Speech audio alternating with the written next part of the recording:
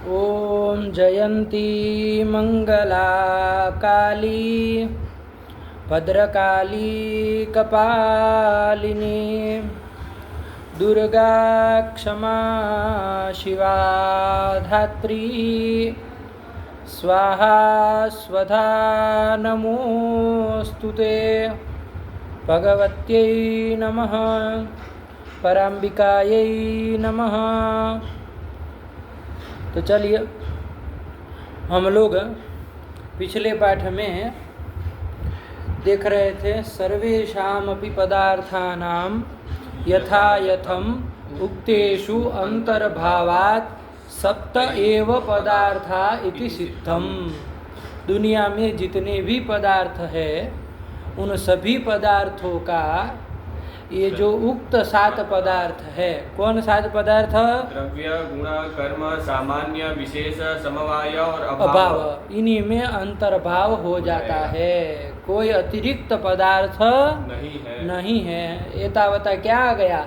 सप्त एव पदार्थाः, 7 ही पदार्थ है। आया कि नहीं? तो अन्य दार्शनिक लोग मीमांसक प्रभृति जो कह रहे थे सादृश्य अतिरिक्त पदार्थ है, शक्ति ही अतिरिक्त पदार्थ है, ऐसे ही अंधकार आदि ये सब कहते थे ना, अतिरिक्त रूप से वर्णन कर रहे थे इन सब का। तो उससे वो सब भी क्या आ गया, क्या निकल गया कि वो सब भी इन्हीं में अंतर्भाव हो जाता है। शक्ति के लिए तो कहा था न्यायबोधिनिकार ने शुरुआत में ही कि शक्ति को तो अतिरिक्त मानने की जरूरत ही नहीं है, प्रतिबंध का भाव को कारण मानने से ही काम चल जाएगा। शक्ति कोई अतिरिक्त पदार्थ कल्पना करने की जरूरत नहीं है, ये करके शक्ति का तो खंडन ही कर दिए थे। रही बात सादृश्य की, तो सादृश्य का भी यहाँ पर अंतिम पाठ में हम लोगों ने देख लिया। सादृश्य किम स्वरूप पड़ता है? तद भिन्नत्वे सति तदगत भूयो धर्मवत्वम। तद उससे भिन्न हो और तदगत भूयो धर्म वाला हो, उसको सदृश कहेंगे। और उसमें रहने वाला सादृश्य क्या होगा? तो तद भिन्नत्वे सति तदगत भूयो धर्मवत्वम। आयक ने सदृश किसको कहा जाता है? कोई किसी का सदृश कब कहा जाता है? पहले तो उससे भिन्न हो, तत् से भिन्न हो और तदगत भूयो धर्म वाला हो, तभी ना सदृश कहा जाता है। दोनों चीज चाहिए। तो सादृश्य उसी से कह दिया कि सादृश्य किम स्वरूप पड़ेगा? तद भिन्नत्व विशिष्ट तदगत भूयो धर्मवत्व रूप पड़ेगा। अरे सती जोड़ो चाहे विशिष्ट जोड़ो, बात वही है। किम रूप पड़ेगा? तद भिन्नत्व विशिष्ट तदगत भूयो धर्मवत्व रूप पड़ेगा। आया कि नहीं? तो ये जो सादृश्य है वो विशेषणांश में देखा तो किम स्वरूप पड़ रहा है? अभाव स्वरूप, भेद स्वरूप पड़ रहा है। वो अभाव में अंतर्भाव हो जाएगा, अन्योन्य भाव अभाव में अंतर हो जाएगा उसका। और विशेष अंश जो है वो घटपटादि स्वरूप पड़ रहा है, कहीं रक्त रूप स्वरूप पड़ रहा है, कहीं रस स्वरूप पड़ेगा। आया कि नहीं आया? तो इस तरह से इन 7 द्रव्यों में ही कहीं न कहीं इस सादृश्य का अंतर्भाव हो जाएगा। अतिरिक्त पदार्थ मानने की जरूरत नहीं है। आया कि नहीं? तम के लिए आया था, अंधकार के लिए आया था कि भाई अंधकार जो है वो नील रूपाश्रय है, चलन क्रियाश्रय है, तो अतिरिक्त तो लेकिन फिर भी वहाँ तो अंधकार को अतिरिक्त द्रव्य ही मान रहे थे, 7 पदार्थों से अतिरिक्त नहीं मान रहे थे। वो द्रव्य के अंतर्गत 10म द्रव्य के रूप में उसको कह रहे थे। आया कि नहीं आया?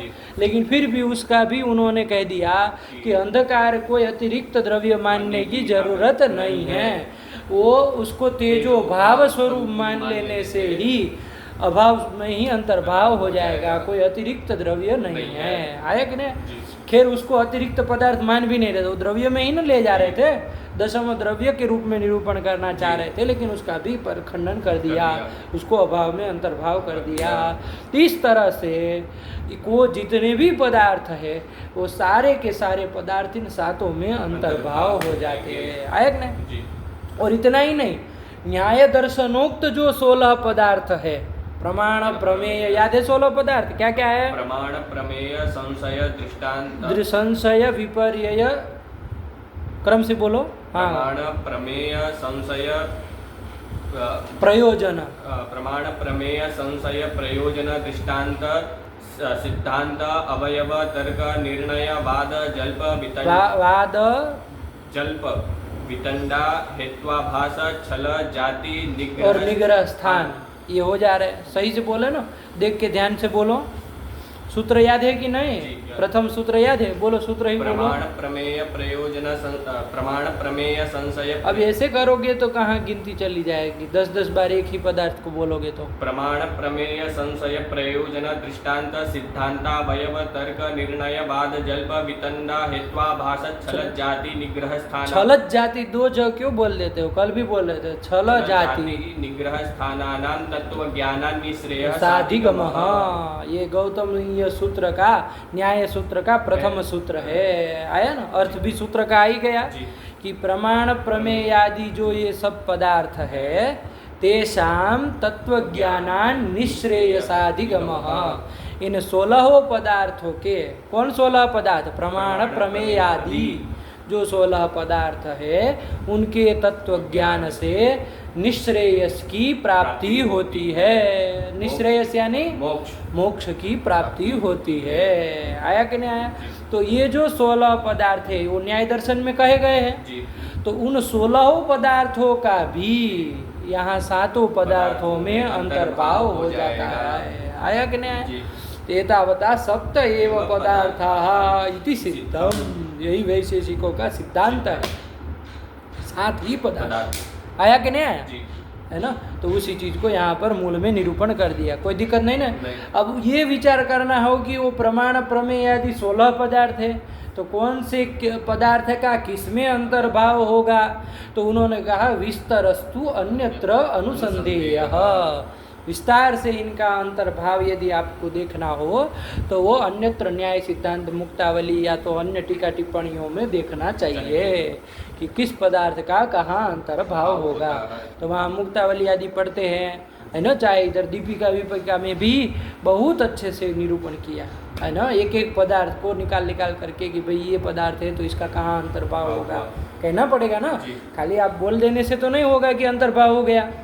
जैसे सादृश्य में खाली कह दे कि सादृश्य का अंतर्भाव होता है, तो आप कहेंगे ऐसे कैसे अंतर्भाव हो जाएगा? अतिरिक्त पदार्थ है वो तो अलग ही है। तद भिन्न सती तदगत भूयो धर्मवत्तम। लेकिन जब समझाए कि भाई विशेषणांश देखो ये तत्स्वरूप पढ़ रहा है, विशेषांश ये तत्स्वरूप पढ़ रहा है, तो शांत पदार्थ में ही अंतर्भाव हो रहा है। वैसे ही सब में बताना पड़ेगा ना, जिसका भी अंतर्भाव बताओ तो इसी तरह से बताना चाहिए।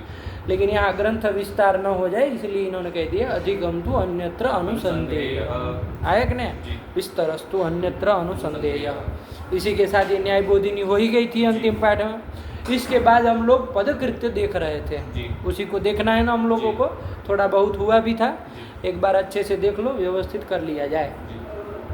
तो क्या कहा था सबसे शुरुआत में? पदकृत्यकार ने कहा कि पदार्थ ज्ञानस्य परम प्रयोजनम मोक्षः इति आमनन्ति। आया कि नहीं आया? ये 7 पदार्थों का निरूपण किया। तर्क संग्रह आदि ग्रंथ को पढ़ने से, न्याय वैशेषिक दर्शन को पढ़ने से हमको क्या हो जाएगा? इन सभी पदार्थों का ज्ञान हो जाएगा। लेकिन इससे होगा क्या? इसका प्रयोजन क्या है ना? इन 7 पदार्थों का चलो हमको ज्ञान होने से क्या होगा, तो क्या इसका प्रयोजन है? तो उसी को बताया पदार्थ ज्ञानस्य परम प्रयोजनम मोक्षः। पदार्थ ज्ञान का परम प्रयोजन, मुख्य प्रयोजन क्या है? मोक्ष है। मोक्ष ही है। आया कि नहीं आया? वो मोक्ष क्या है? उस मोक्ष का स्वरूप आगे के ग्रंथ में बताने जा रहे हैं। लेकिन अभी ये समझो कि पदार्थ ज्ञान का मुख्य प्रयोजन क्या है? मोक्ष है। मोक्ष है। गौण प्रयोजन बहुत सारे होंगे। अरे इस पदार्थ ज्ञान के गौण प्रयोजन तो बहुत सारे होंगे कि शास्त्रार्थ कर पाएंगे, शास्त्रार्थ में विजय होगी, सब इस तरह से अच्छे से देखे होंगे। शास्त्रार्थ में प्रवीण होगा व्यक्ति, बुद्धि निकल जाएगी, और आजकल के समय में कहना हो तो नियुक्ति हो जाएगी, पढ़ाई लिखाई का नहीं। गौण प्रयोजन बहुत कुछ हो सकते हैं पदार्थ ज्ञान के। इन 7 पदार्थ ज्ञान के गौण प्रयोजन बहुत कुछ है ना? लेकिन मुख्य प्रयोजन क्या है? मोक्ष ही है। आया कि नहीं आया? चलिए, तो वही कह दिया पदार्थ ज्ञानस्य परम प्रयोजनम मोक्षः इति आमनन्ति, ऐसा कहते हैं। और देखिए गौतम ये सूत्र में भी कहा, अरे प्रथम सूत्र में ही तो कहा है क्या कहा? तत्त्वज्ञानात् निःश्रेयसाधिगमः। तत्त्वज्ञानात् केषां तत्त्वज्ञानात्? प्रमेयादीनां तत्त्वज्ञानात् निःश्रेयसाधिगमः। कहा ना कि प्रमाण प्रमेयादि पदार्थों के तत्वज्ञान से मोक्ष निःश्रेयस की प्राप्ति होती है, मोक्ष की प्राप्ति होती है। देखो वहाँ भी बताया परम प्रयोजन क्या है? मोक्ष ही है। वही कह दिया पदार्थ ज्ञानस्य परम प्रयोजनम मोक्षः इति आमनन्ति। आया कि नहीं? चलिए अब वो मोक्ष क्या है उसका अच्छे से निरूपण करने जा रहे हैं पदकृत्यकार, है कि नहीं? कि वो मोक्ष है क्या चीज? सच मोक्ष आत्यंतिक 21 दुख ध्वंस। 21 प्रकार के जो दुख है आगे बताने वाले हैं। पता है तुमको? देखे भी थे अंतिम पाठ में। कौन वो 21 प्रकार के दुख? शरीर, षड इंद्रियाणि, षड विषयाः, षड बुद्धयः, सुख और दुख। सुखम दुखम चेती, यही ना 21 है। अरे शरीर सुख दुख 3 हो गए और वो 6 करके 18 हो गए, तो वो टोटल कितने? 21 प्रकार के दुख है। आया कि नहीं? तो ये जो 21 दुख है उनका ध्वंस ही, उसका नाश होना ही मोक्ष है। आया कि नहीं आया? उसका नाश होने से मोक्ष होगा ऐसा नहीं कहे, उसका नाश ही मोक्ष है। आया कि नहीं आया? नहीं समझे? लेकिन वो दुख का ध्वंस कैसा होना चाहिए? तो एक विशेषण उन्होंने दिया। क्या? वो कैसा होना चाहिए? आत्यंतिक होना चाहिए। दुख ध्वंस कैसा होना चाहिए? आत्यंतिक होना चाहिए, है ना? तो आत्यंतिकत्व विशेषण दिया है। किसमें दिया है? दिया है। आया कि नहीं? तो वो 21 दुख का जो आत्यंतिक ध्वंस वही मोक्ष है। आया कि नहीं? आत्यंतिक होना चाहिए। अपने से भी समझ में रखो आत्यंत, वरना यदि आत्यंतिक न कहे ना, अपने से देख लो, आत्यंतिक यदि न कहे, यही कहे कि भाई दुख ध्वंस मोक्ष, तो दुख ध्वंस तो हमको होता ही रहता है। देखे ही थे हम लोग। आया कि नहीं आया? छोटी छोटी बातों से मतलब दुख ध्वंस होता रहता है। तो हम लोग मुक्त हो गए क्या? मुक्त माने जाएंगे? दवाई खाने से, औषधि ग्रहण करने से रोग निवृत्ति हो गई, दुख ध्वंस हो गया, तो हम मुक्त हो गए? नहीं, मुक्त नहीं ना कहा जाएगा, है ना? ऐसे तो सभी संसारी मुक्त हो जाएंगे, है ना? संसारी जीव जो है वो भी क्या होने लगेंगे? मुक्त हो जाएंगे। मुक्तत्व आपत्ति उनकी आने लगेगी। ये न आए इसके लिए क्या कहना पड़ेगा? कि वो दुख ध्वंस कहना कैसा होना चाहिए? आत्यंतिक दुख ध्वंस। आत्यंतिक दुख ध्वंस होना चाहिए। ये जो संसारी लोगों का, हम लोगों का दुख ध्वंस हो रहा है वो आत्यंतिक नहीं है। आया कि नहीं? क्यों आत्यंतिक नहीं है? क्योंकि हमको तो बाद में दुख उत्पन्न होने वाला है ना? थोड़ी देर में पता नहीं नए नए कहीं से दुख आ जाते कि नहीं आ जाते, तो वो दुख उत्पन्न होने वाला है। तो आत्यंतिक दुख ध्वंस नहीं हुआ। आत्यंतिक दुख ध्वंस किसको कहेंगे? ये तो आत्यंतिकत्व का निरूपण आगे करने वाले हैं कि आत्यंतिक मतलब क्या है ना? लेकिन अपनी भाषा से भी आपको पता होना चाहिए। ऐसे भी तो हृदय भी तो समझ में होना चाहिए।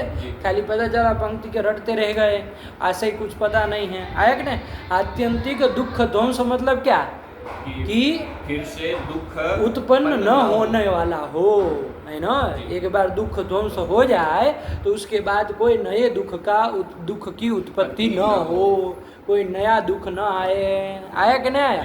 तो अब उस दुख ध्वंस को क्या माना जाएगा? आत्यंतिक दुख ध्वंस माना जाएगा। आया कि नहीं? जैसे ऐसा आत्यंतिक दुख ध्वंस किसका हुआ है? तो जो मुक्तात्मा लोग हैं, वामदेव आदि। आया कि नहीं आया? जो मुक्त आत्मा लोग हैं, जनक को भी कह देते हैं। तो ऐसे जो मुक्त आत्मा लोग हैं वो क्या है? उनका आत्यंतिक दुख ध्वंस हुआ है ना, तो मोक्ष हुआ है, इसलिए वो मुक्त है। जिनका मोक्ष हो गया वही ना मुक्त कहलाएंगे। आया कि नहीं? संसारी जीव को मुक्त नहीं ना कहा जाएगा, वो तो बद्ध है। मुक्त कहाँ है वो? आया कि नहीं? संसार की माया जाल में बद्ध है। आया कि नहीं?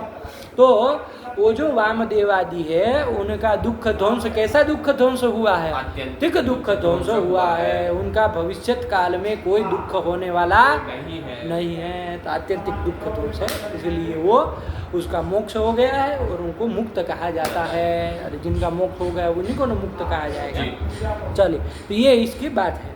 अब इसको ये आत्यंतिकत्व क्या चीज़ है उसको अच्छी से परिष्कृत भाषा में बता रहे।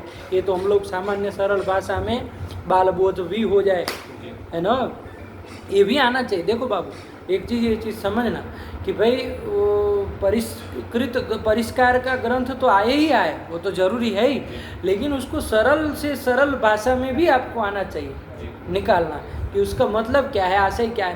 क्योंकि हर व्यक्ति वो स्वसमानाधिकरण दुख प्राग भावा समान कालीन तो नहीं ना समझ पाएगा। किसी लौकिक लोगों के सामने कभी तुमको बताना हो, निरूपण करना हो मोक्ष किसको कहते हैं, तो वहाँ पर यदि स्वसमानाधिकरण घटाओगे तो आम जनता क्या समझेगी। तो उसके लिए भी तो कुछ होना चाहिए, और वो भी व्यवस्थित होना चाहिए बिल्कुल। उससे वो लक्षण, मान लीजिए आत्यंतिकत्व का परिष्कृत रूप बोलेंगे तो वो अलग से नहीं बना रहे, इसी को ध्यान में रख के एकदम व्यवस्थित बना रहे। आया कि नहीं? ऐसा नहीं है कि दोनों अलग अलग रास्ते में जा रहे हैं, बस आपके पास उसको अभिव्यक्त करने की शैली होनी चाहिए, है ना। सरल से सरल भाषा में भी होनी चाहिए, और शास्त्रीय जो भाषा है उसमें भी आपको अवगमन होना चाहिए, क्योंकि वो यदि होगा तभी ये सही से हो पाएगा। आया कि नहीं? वरना अपने मन से करने जाओगे, बिना शास्त्र को छोड़े व्याख्या करने जाओगे तो अंड बंड व्याख्या कर दोगे। आत्यंतिक की पता नहीं क्या लोग व्याख्या कर देते, है ना, जो भी मन में आए जो बोल दे। आया कि नहीं? तो इस तरह से न हो जाए। अरे वहाँ भी तो आता है, सांख्य कारिका में भी तो इस तरह से आया है, प्रथम कारिका में ही आया कि नहीं, एकांततोत्यंततो भावात्। आया कि नहीं कि भाई क्या आया है, वो कारिका क्या है वहाँ पर, विघाता जिज्ञासा तदपघातके हेतौ सा पार्था चेत नैकांतात्यंततो भावात्। ये कहा है ना कि दुःखत्रयाभिघाता जिज्ञासा तदपघातके हेतौ, कि दुख त्रय जो आदि भौतिक आध्यात्मिक आदि दैविक जो दुख त्रय है उसका अभिघात होने से, संयोग होने से क्या हुआ है, लोगों को उसके अपघात के हेतु जिज्ञासा जायते, जिज्ञासा होती है कि भाई दुख का नाश कैसे हो। आया कि नहीं?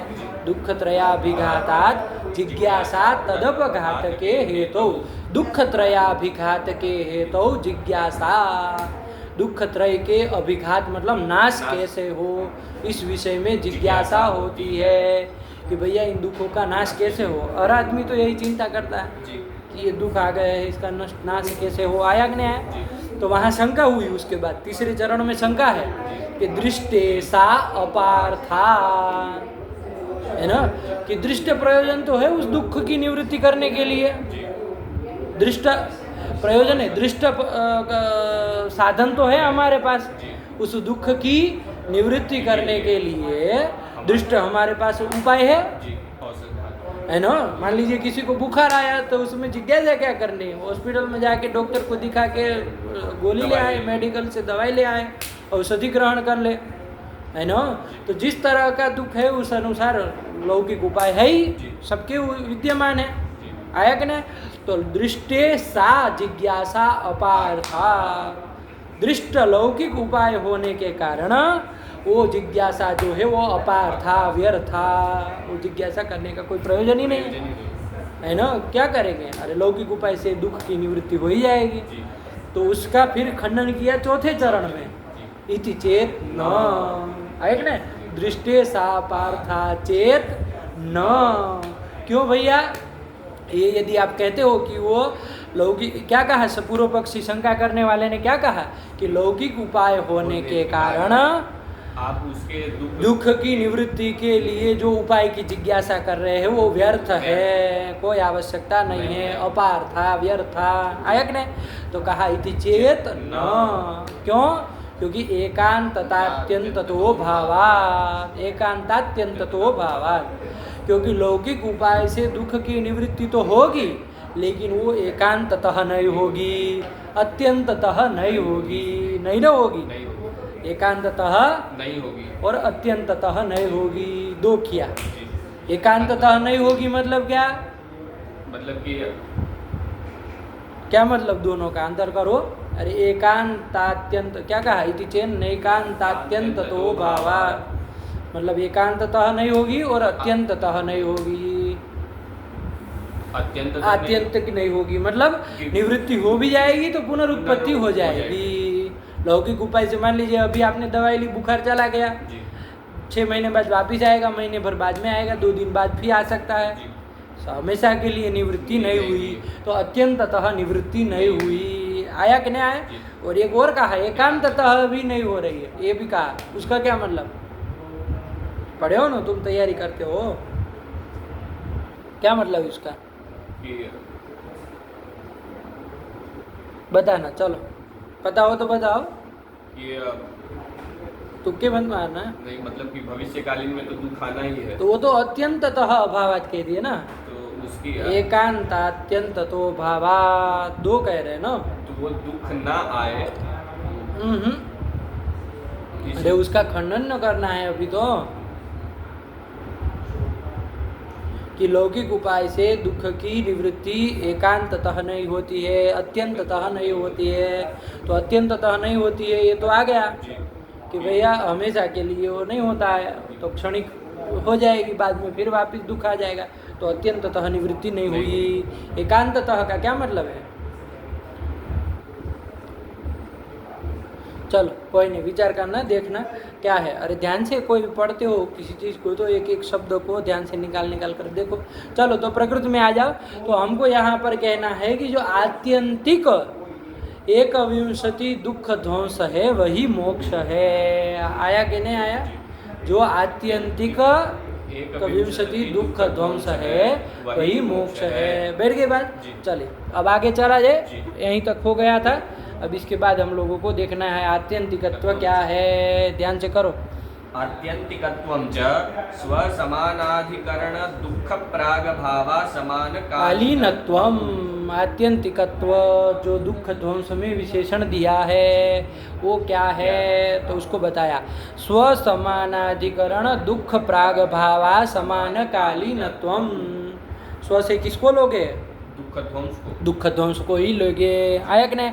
उसका समानाधिकरण जो प्राग भाव उसका असमानकालीन होगा दुख ध्वंस, तब उसको आत्यंतिक दुख ध्वंस कहा जाएगा। आया कि नहीं आया? बात समझ में आई? जैसे जो मुक्तात्मा है वामदेवादी है ना, उनमें क्या है आपका? चलो पहले संसारी जीव में देख लो। जो संसारी जीव है हम सब लोग उसी में आए है ना। तो ये संसारी जीव जो है उसमें जो दुख ध्वंस तो हो रहा है, पक्की बात है ना। औषध आदि के द्वारा चाहे भोजन आदि कर देने से दुख ध्वंस हो रहा है, तो ये दुख ध्वंस हुआ। तो ये जो दुख ध्वंस उनको हो रहा है, ये दुख ध्वंस कहाँ रहता है जरा बताओ तो? दुख ध्वंस का अधिकरण कौन होगा? ध्वंस का अधिकरण कौन होता है? आत्मा। दुख ध्वंस का अधिकरण कौन होता है? स्वप्रतियोगी समवायी कारण होता है। आया कि नहीं? ऐसे दुख ध्वंस का अधिकरण कौन होगा? तो इसी को घटा के देख लो। स्व से किसको लोगे? दुख ध्वंस को लेंगे। उसका प्रतियोगी कौन है? दुख है। उसका समवायी कारण कौन है? आत्मा है। अरे दुख सुख दुख आदि सभी आत्मा के ही तो विशेष गुण हैं। बुद्ध्यादयो अष्टौ आत्म मात्र विशेष गुणा। आत्मा में ही ये सुख दुख आदि समवाय संबंधे न उत्पन्न होते हैं। तो सुख दुख आदि का समवायी कारण कौन होता है? आत्मा होता है। तो चलो ध्यान दो, ये दुख ध्वंस जो है वो अपने प्रतियोगी के समवायी कारण में यानी कि आत्मा में उत्पन्न रहता है, उत्पन्न होता है, उसी में रहता भी है। आया कि नहीं? तो दुख ध्वंस का अधिकरण कौन हुआ? आत्मा हुआ। तो ये दुख ध्वंस का अधिकरण, जैसे संसारी जीवों का दुख ध्वंस हुआ, उस दुख ध्वंस का अधिकरण कौन हुआ? आत्मा। संसारी जीव। आत्मा खाली मत करो, अरे अंतर करो किसका चल रहा है ना। अरे आत्मा तो मुक्तात्मा भी है, कल भी यही गड़बड़ कर रहे थे तुम, इसीलिए पाठ वहाँ से काटना पड़ा पूरा। जीवात्मा। हाँ, ये ध्यान से संसारी आत्मा, अरे वो संसारी आत्मा कहो, अंतर करो दोनों में भाई, काहे तुम उलझा रहे हो? अरे वो जीवात्मा नहीं है क्या? मुक्तात्मा जीवात्मा नहीं होता है। अरे परमात्मा को छोड़ के सब जीवात्मा है, चाहे मुक्त हो चाहे बद्ध हो, जीवात्मा का ही तो अंतर्गत है। कि मुक्त हो गया तो भगवान हो गया है? तब फिर ध्यान से करो। तो ये जो दुख ध्वंस है वो कहाँ पर रहा? संसारी जीव में रहा, संसारी आत्मा में रहा कि नहीं रहा? वहाँ पर अपने से ध्यान दो, वहाँ पर भविष्य काल में दुख उत्पन्न होने वाला है कि नहीं है? होने वाला है। होने वाला है।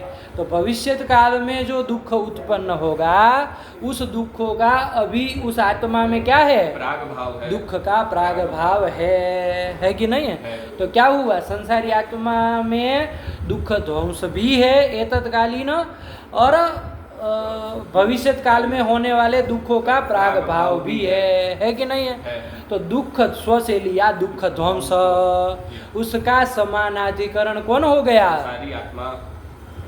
क्या पूछे हम? भांग की गोली लेके आ जाते हो क्या सुबह सुबह? स्वर से लिए दुख को, उसका स्व से दुख को लिए। दुख ध्वंस को हाँ, कहाँ पे रहा? हम ये नहीं पूछे हैं, इसीलिए कहे पंडित जी ध्यान से शब्द नहीं सुनते हमारे। स्व से लिए दुख ध्वंस, उसका समानाधिकरण कौन हुआ? दुख प्राग भाव। हाँ, ये कहो समानाधिकरण मतलब स्व का समानाधिकरण मतलब स्व के अधिकरण में जो वृत्ति हो उसी को ना स्व का समानाधिकरण कहेंगे। जी। ध्यान से शब्द सुनो कि क्या पूछ रहे, बस रटापुटी मत बोलो अपना पोपट की तरह। जी। स्व से लिया दुख ध्वंस को, दुख ध्वंस, उसका अधिकरण कौन है? संसारी आत्मा। आत्मा आया कि नहीं? अधिकरण पूछे तो संसारी आत्मा, उसमें वृत्ति कौन है? दुख प्राग भाव है। भविष्य काल में होने वाले दुखों का प्राग भाव है कि नहीं है? तो इस दुख प्राग भाव को कैसा कहा जाएगा? स्व समानाधिकरण कहा जाएगा। दुख ध्वंस का अधिकरण दुख प्राग भाव को कहा जाएगा। हुआ कि नहीं हुआ? और इस दुख प्राग भाव के समानकालीन ही ये दुख ध्वंस है ना?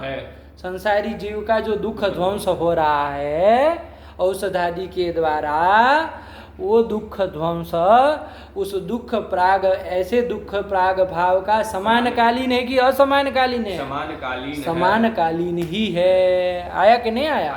मतलब दुख प्राग भाव उस आत्मा में बैठा भी है और दुख ध्वंस हुआ है, तो समानकालीन हुआ।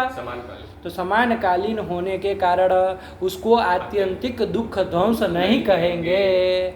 आत्यंतिक कब कहा जाएगा? जब वो स्व समानाधिकरण दुख ध्वंस का असमानकालीन हो। क्षम्यता, स्व समान क्या बोले? स्व समानाधिकरण दुख प्राग भाव का असमानकालीन हो। हम क्या बोल दिए थे? दुख ध्वंस का असमानकालीन। अच्छा, गलत कर दिए। स्व समानाधिकरण दुख प्राग भाव का असमानकालीन हो। आया कि नहीं आया? वो दुख ध्वंस जो है वो कैसा होना चाहिए? स्व समानाधिकरण दुख प्राग भाव का असमानकालीन होना चाहिए। उसी को आत्यंतिक दुख ध्वंस कहेंगे। बहुत सुंदर आ गया पकड़ में। जैसे मुक्तात्मा में देख लो, वामदेवादि मुक्तात्मा है, तो उस मुक्तात्मा में देख लो, उनमें भी दुख ध्वंस हुआ है। वो आत्यंतिक दुख ध्वंस है कि नहीं, विचार कर लिया जाए। आया कि नहीं? तो उनका जो दुख ध्वंस है वो यदि कैसा हो जाएगा? स्व समानाधिकरण दुख प्राग भावा समानकालीन हो जाएगा, तब वो आत्यंतिक दुख ध्वंस कहा जाएगा। और समानकालीन हो जाएगा तो हो जाएगा। आया कि नहीं? तो देखा जाए स्व से किसको लेंगे? दुख ध्वंस को लेंगे। तो वामदेवात्मा मुक्तात्मा में होने वाला जो दुख ध्वंस है ना, उसका समानाधिकरण वहाँ दुख प्राग भाव है क्या? देख लो पहले, वो जो मुक्तात्मा में जो दुख ध्वंस हुआ है वो दुख ध्वंस का अधिकरण कौन होगा? वामदेवादि मुक्तात्मा होंगे। अरे वो दुख ध्वंस का अधिकरण कौन होंगे? मुक्तात्मा होंगे। वहां पर उस आत्मा में दुख प्राग भाव है क्या? नहीं है, क्योंकि भविष्य काल में यदि उनको दुख होने वाला होता, मुक्तात्मा में यदि दुख होने वाला होता तब उसका प्राग भाव रहता। अब उनको तो भविष्य काल में कोई दुख होने वाला है नहीं, तो उनका प्राग भाव वहाँ है ही नहीं। तो दुख ध्वंस का समानाधिकरण दुख प्राग भाव नहीं हुआ। बैठी बात? नहीं हुआ। यदि होता तब तो फिर उसका समानकालीन भी आगे जाता, लेकिन नहीं ना हुआ। दुख प्राग भाव है ही नहीं, तो उसका दुख प्राग भाव का असमानकालीन कौन हो गया? दुख ध्वंस हो गया। मुक्तात्मा में होने वाला दुख ध्वंस हो गया। इसलिए उस मुक्तात्मा के दुख ध्वंस को क्या कहेंगे? आत्यंतिक दुख ध्वंस कहेंगे। बैठी बात? यही कह रहे हैं, एकदम सरल है ना, बस खाली जोड़ा है, वो जोड़े भी इसलिए है दोष ना आ जाए इसलिए। आया कि नहीं आया? अभी सब पदकृत्य करेंगे, इस आत्यंतिकत्व के दलों का पदकृत्य करेंगे, है ना, मोक्ष के लक्षण का विचार करेंगे, पदकृत्य करेंगे। लेकिन क्या समझ में आया? आत्यंतिक दुख ध्वंस किसको कहेंगे? स्वसमानाधिकरण दुख प्राग भावा समानकालीन दुख ध्वंस को आत्यंतिक दुख ध्वंस कहते हैं। आया कि नहीं? दोनों में बात बैठी ना। संसारी आत्मा में भी देख लो, जीवात्मा में भी, मुक्तात्मा में भी देख लो, है ना, बद्धात्मा में भी देख लो और मुक्तात्मा में भी देख लो, तो पता अच्छे से चल जाएगा कहाँ पर आत्यंतिक दुख ध्वंस है, कहाँ पर नहीं है। बद्धात्मा में जो आत्यंतिक दुख ध्वंस हो रहा है वो चूंकि कैसा हो जा रहा है? दुख प्राग भाव का समानकालीन। वहां से बोलोगे जो दुख ध्वंस का समानाधिकरण, जो दुख प्राग भाव है उसका समानकालीन ही उनका दुख ध्वंस हो रहा है। बात वही है ना, लेकिन वो जोड़ना पड़ेगा। विशेषण जब उन्होंने जोड़ा है तो जोड़ के ही बोलो कि स्व समानाधिकरण जो दुख प्राग भाव है उसका समानकालीन ही दुख ध्वंस हो जा रहा है। क्योंकि भविष्य काल में उनके दुख होना है होगा, तो उसमें उन दुखों का प्राग भाव अभी आत्मा में बैठा हुआ है ना, तो दुख प्राग भाव का समानकालीन ही दुख ध्वंस हुआ, इसलिए वो आत्यंतिक दुख ध्वंस नहीं कहलाएगा। आया कि नहीं? आत्यंतिक दुख ध्वंस कब कहलाएगा? जब स्व समानाधिकरण दुख प्राग भावा समानकालीन दुख ध्वंस होगा, तभी उस दुख ध्वंस को आत्यंतिक दुख ध्वंस कहेंगे। दुख ध्वंस कहेंगे। आया कि नहीं आया? नहीं आया? बैठी ना बात। वो मुक्तात्मा में क्या हो रहा है एक बार वो भी देख लो वापिस। मुक्तात्मा में क्या हो रहा है? वहाँ जो दुख ध्वंस है, अब उस आत्मा में अपने से पहले समझ के रखो, वहाँ कोई दुख का प्रागभाव बैठा है क्या? उस मुक्तात्मा में नहीं बैठा है। क्यों? क्योंकि भविष्य काल में कोई दुख होना नहीं है, तो उन दुखों का प्रागभाव नहीं है। तो स्व समानाधिकरण दुख प्रागभाव नहीं है। यदि होता तब तो उसका समानकालीन बनता, तो है नहीं दुख प्रागभाव, तो उसका असमानकालीन ही क्या बन गया? दुख ध्वंस हो गया। आया कि नहीं? इसलिए उसको आत्यंतिक दुख ध्वंस कहेंगे। बैठ गई बात? यही है। चलो पढ़ो पंक्ति। आत्यंतिकत्वं च स्वसमानाधिकरण दुख प्राग भावा समानकालीनत्वं। ये दुख ध्वंस में जो आत्यंतिकत्व विशेषण दिया है वो किम स्वरूप है? स्वसमानाधिकरण दुख प्राग भाव समानकालीनत्वम। आया कि नया है? चलो यही कर दिया। अब पदकृत्य वगैरह करेंगे। देखे आगे क्या कह रहे, पढ़ो। दुख ध्वंसस्येदानीमपि सत्त्वेनामस्मदादीनामपि। ऐसे पढ़ोगे तो कैसे होगा? सुनो ध्यान से, वरना इसी को समझाने में टाइम लग जाएगा। दुख ध्वंसस्य इदानीमपि सत्त्वेन अस्मदादीनामपि मुक्तत्वापत्तिवारणाय कालीनांतम। पदकृत्य कर रहे है ना? क्यों ऐसे पढ़ते हो ग्रंथ को? अच्छे से पढ़ो हैं। दुख ध्वंसस्य इदानीमपि सत्त्वेन अस्मदादीनामपि मुक्तत्वापत्तिवारणाय कालीनांतम। पंक्ति तो ऐसे बाबू पढ़ने का अभ्यास करो, ग्रंथ पढ़ने का, कि मतलब बोले नहीं कि सामने वाले को अर्थ समझ में ना आ जाए, है ना? बोलते ही अर्थ समझ में आ जाए। वाणी को सिद्ध करो तभी हो पाएगा, है ना? ऐसे होता है बहुत। वो कब होगा? ऐसे ही नहीं हो जाएगा। मतलब पढ़ाओगे लिखाओगे बच्चों को आगे तब होगा। ऐसे ही खाली अपना पढ़ते रहो, किसी को पढ़ाना नहीं, किसी को ये नहीं करना है, तब फिर वाणी सिद्ध नहीं होगी, है ना? बहुत बात होती है ना? जो आप देखेंगे कोई सिद्ध वक्ता होता है, कथाकार वक्ता होता है, तो कैसे एक बात बोलता है तो श्रोताओं के मन में बैठ जाती है ना? वरना वही बात नया नवेला कुछ कोई होता है, नया निकला हो, वो बोलता है तो उतनी असर नहीं पड़ती। देखे हो ये चीज़ को? दोनों अनुभव में आता है। कोई नया वक्ता बना हो, है ना, नया अभी पढ़ के निकला है, या तो बिना पढ़े ही निकला है आज के समय में, तो वो वक्ता बन जाते हैं, है कि नहीं? तो वो भी वही उपदेश कर रहे हैं, जो वो सिद्ध महात्मा उपदेश दे रहा है वही चीज़ वो भी कह रहा है। वो भी कह रहा है हरि नाम लो, वो भी कह रहा है हरि नाम लो, लेकिन उस की बात को कोई नहीं लेता है। आया कि नहीं? मन में नहीं उतरती है, किसी के दिमाग में नहीं जाती है। जी। ऊपर ऊपर से लोग भी ऐसे ही नाच गा के निकल जाते हैं, किसी को कोई लेना देना नहीं। लेकिन वो सिद्ध महात्मा यदि कह दिएगा, है कि नहीं है, जी। कि नाम लो, है कि नहीं है, तो उसकी मान बैठ जाती है, श्रोता के मन में बात बैठ जाती जी। है, तो वो लग जाता है। उस तरह से उसका जीवन धीरे धीरे धीरे धीरे बनने लगता है। क्यों? क्योंकि उसने अपनी वाणी सिद्ध की है ना? उसने अपनी वाणी सिद्ध की है। खाली ऐसे ही पढ़े बिने पढ़े ऐसे ही नहीं पहुंच गए, खाली पोथी पढ़ के नहीं पहुंच गए, सिद्ध की वाणी को। आया कि ना?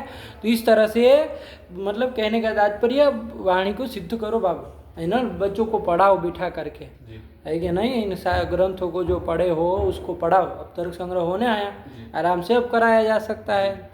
तो उस बार बार पढ़ाओगे तो धीरे धीरे वाणी ऐसी हो जाएगी, स्पष्ट हो जाएगी कि बोलते ही सामने वाले को समझ में आने लगे कि क्या कहना चाह रहे हैं। आया कि नहीं? चलिए, तभी ना लाभ है। यदि ऐसा हम लोग बोलते रहे कि सामने वाला समझ ही नहीं पाए, तब फिर उस बकवास करने का क्या फायदा है?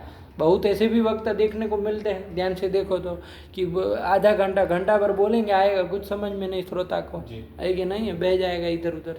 चलिए, तो चलो ध्यान से देखो क्या कह रहे हैं यहाँ पर, कि दुख ध्वंसस्य इदानीमपि सत्वेन अस्मदादीनामपि मुक्तत्वापत्ति वारणाय कालीनांतम।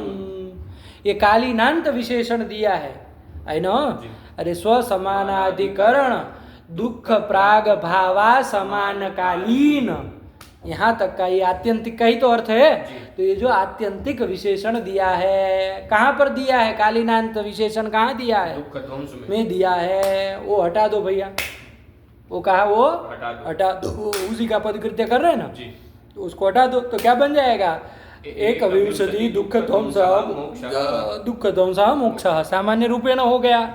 अब आत्यंतिक होना है तो आपने कहा नहीं, कालीनांत विशेषण तो दिया नहीं, तो उसको कह रहे हैं कि दुख ध्वंसस्य इदानीमपि सत्वेन। अरे हम लोगों का दुख ध्वंस है कि नहीं? अभी जो संसारी आत्मा है उनका दुख ध्वंस तो हो ही रहा है ना? आए दिन हो रहा है, आए क्षण हो रहा है। तो दुख ध्वंसस्य इदानीमपि सत्वेन अस्मदादीनामपि मुक्तत्वापत्ति। हम सब भी मुक्त कहलाएंगे, क्योंकि दुख ध्वंस रूपी मोक्ष तो हो ही गया हम सब लोगों का, क्योंकि दुख ध्वंस हो ही रहा है ना? भोजन आदि के द्वारा ही दुख ध्वंस हो जा रहा है, क्षुधा निवृत्ति हो गई, दुख ध्वंस हो गया। तो दुख ध्वंस हम लोगों का हो गया, तो हम लोगों का मोक्ष हो गया। वो मोक्ष हो गया तो हम क्या कहलाएंगे? मुक्त कहलाएंगे। अस्मदादि नाम मुक्तत्वापत्ति। कब? जब आप आत्यंतिकत्व विशेषण दुख ध्वंस में नहीं देंगे, तब केवल दुख ध्वंस मोक्ष कह देंगे तो अस्मदादियों का भी मुक्तत्वापत्ति होने लगेगी। उस मुक्त, हम लोग मुक्त नहीं ना है, तो उस मुक्तत्वापत्ति को वारण करने के लिए क्या कहना पड़ेगा? आत्यंतिक दुख ध्वंस कहना पड़ेगा। दुख ध्वंस तो कह ही रहे बकलोल आदमी, दुख ध्वंस में आत्यंतिकत्व ये विशेषण देना। हाँ, अंड बंड मत पढ़ो अब, इतना तर्क संग्रह होने के बाद आत्यंतिकत्व विशेषण देना पड़ेगा। मतलब स्वसमानाधिकरण दुख प्राग भावा समान कालीनत्व विशेषण देना पड़ेगा। आया कि नहीं? चाहे इन्होंने जैसे कहा कालीनांत देना पड़ेगा। आया कि नहीं आया? तो वही कह रहे, पढ़ो नो, दुख ध्वंसस्य इदानीमपि सत्वेन अस्मदादीनामपि मुक्तत्वापत्ति वारणाय कालीनांतम। कालीनांतम मतलब स्वसमानाधिकरण। दो बार काहे बोल देते हो एक ही चीज को? स्वसमानाधिकरण, स्वसमानाधिकरण, स्वसमानाधिकरण दुख प्राग भावा समान कालीनत्वम। ये कालीनांत हुआ, कालीनांत बोलो। स्वसमानाधिकरण दुख प्राग भावा समान कालीन। हाँ, कालीन, ये देना पड़ेगा। आया कि नहीं? नहीं समझ में आया? चलो चलो, वही कर दिया। आगे क्या कह रहे हैं? मुक्त्यात्मक दुख ध्वंसस्य। मुक्त्यात्मक दुख ध्वंसस्य अन्यदीय दुख प्राग भाव समान कालीनत्वात् वामदेवादीनां मुक्तात्मनामपि अमुक्तत्व प्रसंगात् स्वसमानाधिकरण इति प्राग भाव विशेषणम। ठीक है, देखो अभी इसके पहले तो आत्यंतिक देना पड़ेगा ये कहा, मतलब स्व समानाधिकरण दुख प्राग भावा समान कालीन, ये कहना पड़ेगा। इसका किया था। अब कह रहे कि उसमें भी इतना लंबा चौड़ा क्यों रख रहे हो, फालतू में उलझाए रखे हो। स्व समानाधिकरण दुख प्राग भाव असमान कालीन, इतना लंबा अरे सीधा कहो ना, दुख प्राग भावा समान कालीन, यही कहो। इतना लंबा चौड़ा देने की क्या जरूरत है। अरे दुख प्राग भावा समान कालीन, जो दुख ध्वंस वही मोक्ष है, इतना ही कह दो, सीधा सरल। क्या ना दो, समानाधिकरण। ये जो दुख प्राग भाव में विशेषण दिया है वो मत दो, ये कह रहे। बात समझ में आ रही? तो किसको कहेंगे अब इनके अनुसार मोक्ष? दुख प्राग भावा समान कालीन जो दुख ध्वंस है वो मोक्ष है। आया कि नहीं? देखो वो आपत्ति का वारण तो हो ही जाएगा, अस्मदादियों की मुक्तत्वापत्ति का वारण हो जाएगा, क्योंकि अस्मदादियों का जो दुख ध्वंस है वो दुख प्राग भाव के समान कालीन ही है। क्योंकि हम लोगों को तो दुख होने वाला है, तो दुख उस दुख का प्राग भाव है, तो दुख प्राग भाव का समान कालीन ही दुख ध्वंस हो गया। तो असमानकालीन दुख ध्वंस नहीं हुआ, तो हम लोगों का मोक्ष नहीं हुआ, मुक्तत्वापत्ति वारित हो गई। इतने से विशेषण से वारित हो गए, नहीं हो गए? फालतू में स्वसमानाधिकरण लगाया हुआ है, हटाओ उसको। नहीं समझे? समझ गए। ये शंका की, तो कहा कि भैया यदि स्वसमानाधिकरण नहीं कहेंगे, केवल क्या कहेंगे? भावा समान कालीन दुख ध्वंस मोक्ष, इतना ही यदि कहोगे तो भैया जो वामदेवादि मुक्तात्मा है उनमें उनकी अमुक्तत्वापत्ति आएगी, उनमें अमुक्तत्वापत्ति आएगी, है ना? वामदेवादि मुक्तात्मा है, वामदेव जनक आदि, है ना? लेकिन उनकी अमुक्तत्वापत्ति आएगी। क्यों भैया अमुक्तत्वापत्ति आएगी? उनका जो दुख ध्वंस है, सीधे सीधे आदमी यही कहेगा ना कि उनका जो दुख ध्वंस है वो दुख प्राग भाव के समानकालीन नहीं है, क्योंकि उनको तो दुख होना नहीं है, तो दुख का कोई प्राग भाव है नहीं, तो दुख प्राग भाव का असमानकालीन ही दुख ध्वंस हो गया, तो मुक्त तो कहलाएंगे, मोक्ष तो हो गया, मुक्त कहलाएंगे, क्या दिक्कत है? तो उन्होंने कहा नहीं भैया, हम दुख प्राग भाव अन्य दिए दुख प्राग भाव ले लेंगे। आपने तो कुछ जोड़ा है नहीं। दुख प्राग भाव संसारी जीवों का दुख प्राग भाव, उसका समानकालीन वो वामदेव जी का दुख ध्वंस है कि नहीं है? एक ही काल में हम लोगों का भी दुख प्राग भाव है और वामदेव जनक आदि मुक्तात्माओं का दुख ध्वंस है, एक काल में ही है, तो समानकालीन ही हुआ। तो दुख प्राग भाव का समानकालीन ही उनका दुख ध्वंस हुआ, असमानकालीन नहीं हुआ।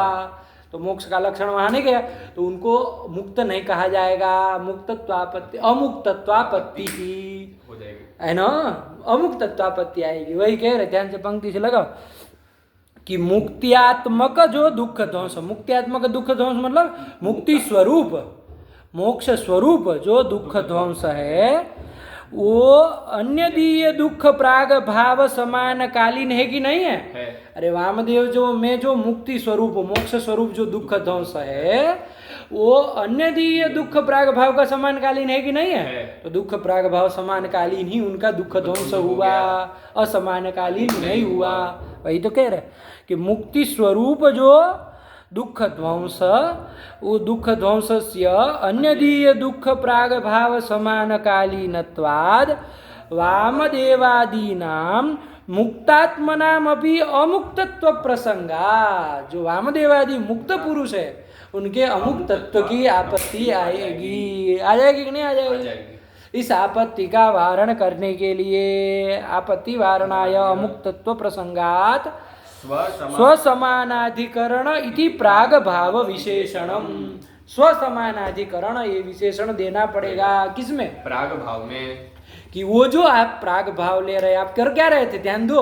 अरे जैसा वो पूर्व पक्षी के ऊपर ध्यान रखना पड़ता है, उसने दोष कैसे दिया, उसी दोष उस तरीके को ध्यान रखेंगे तो उत्तर अपने आप मिल जाएगा। आया कि नहीं?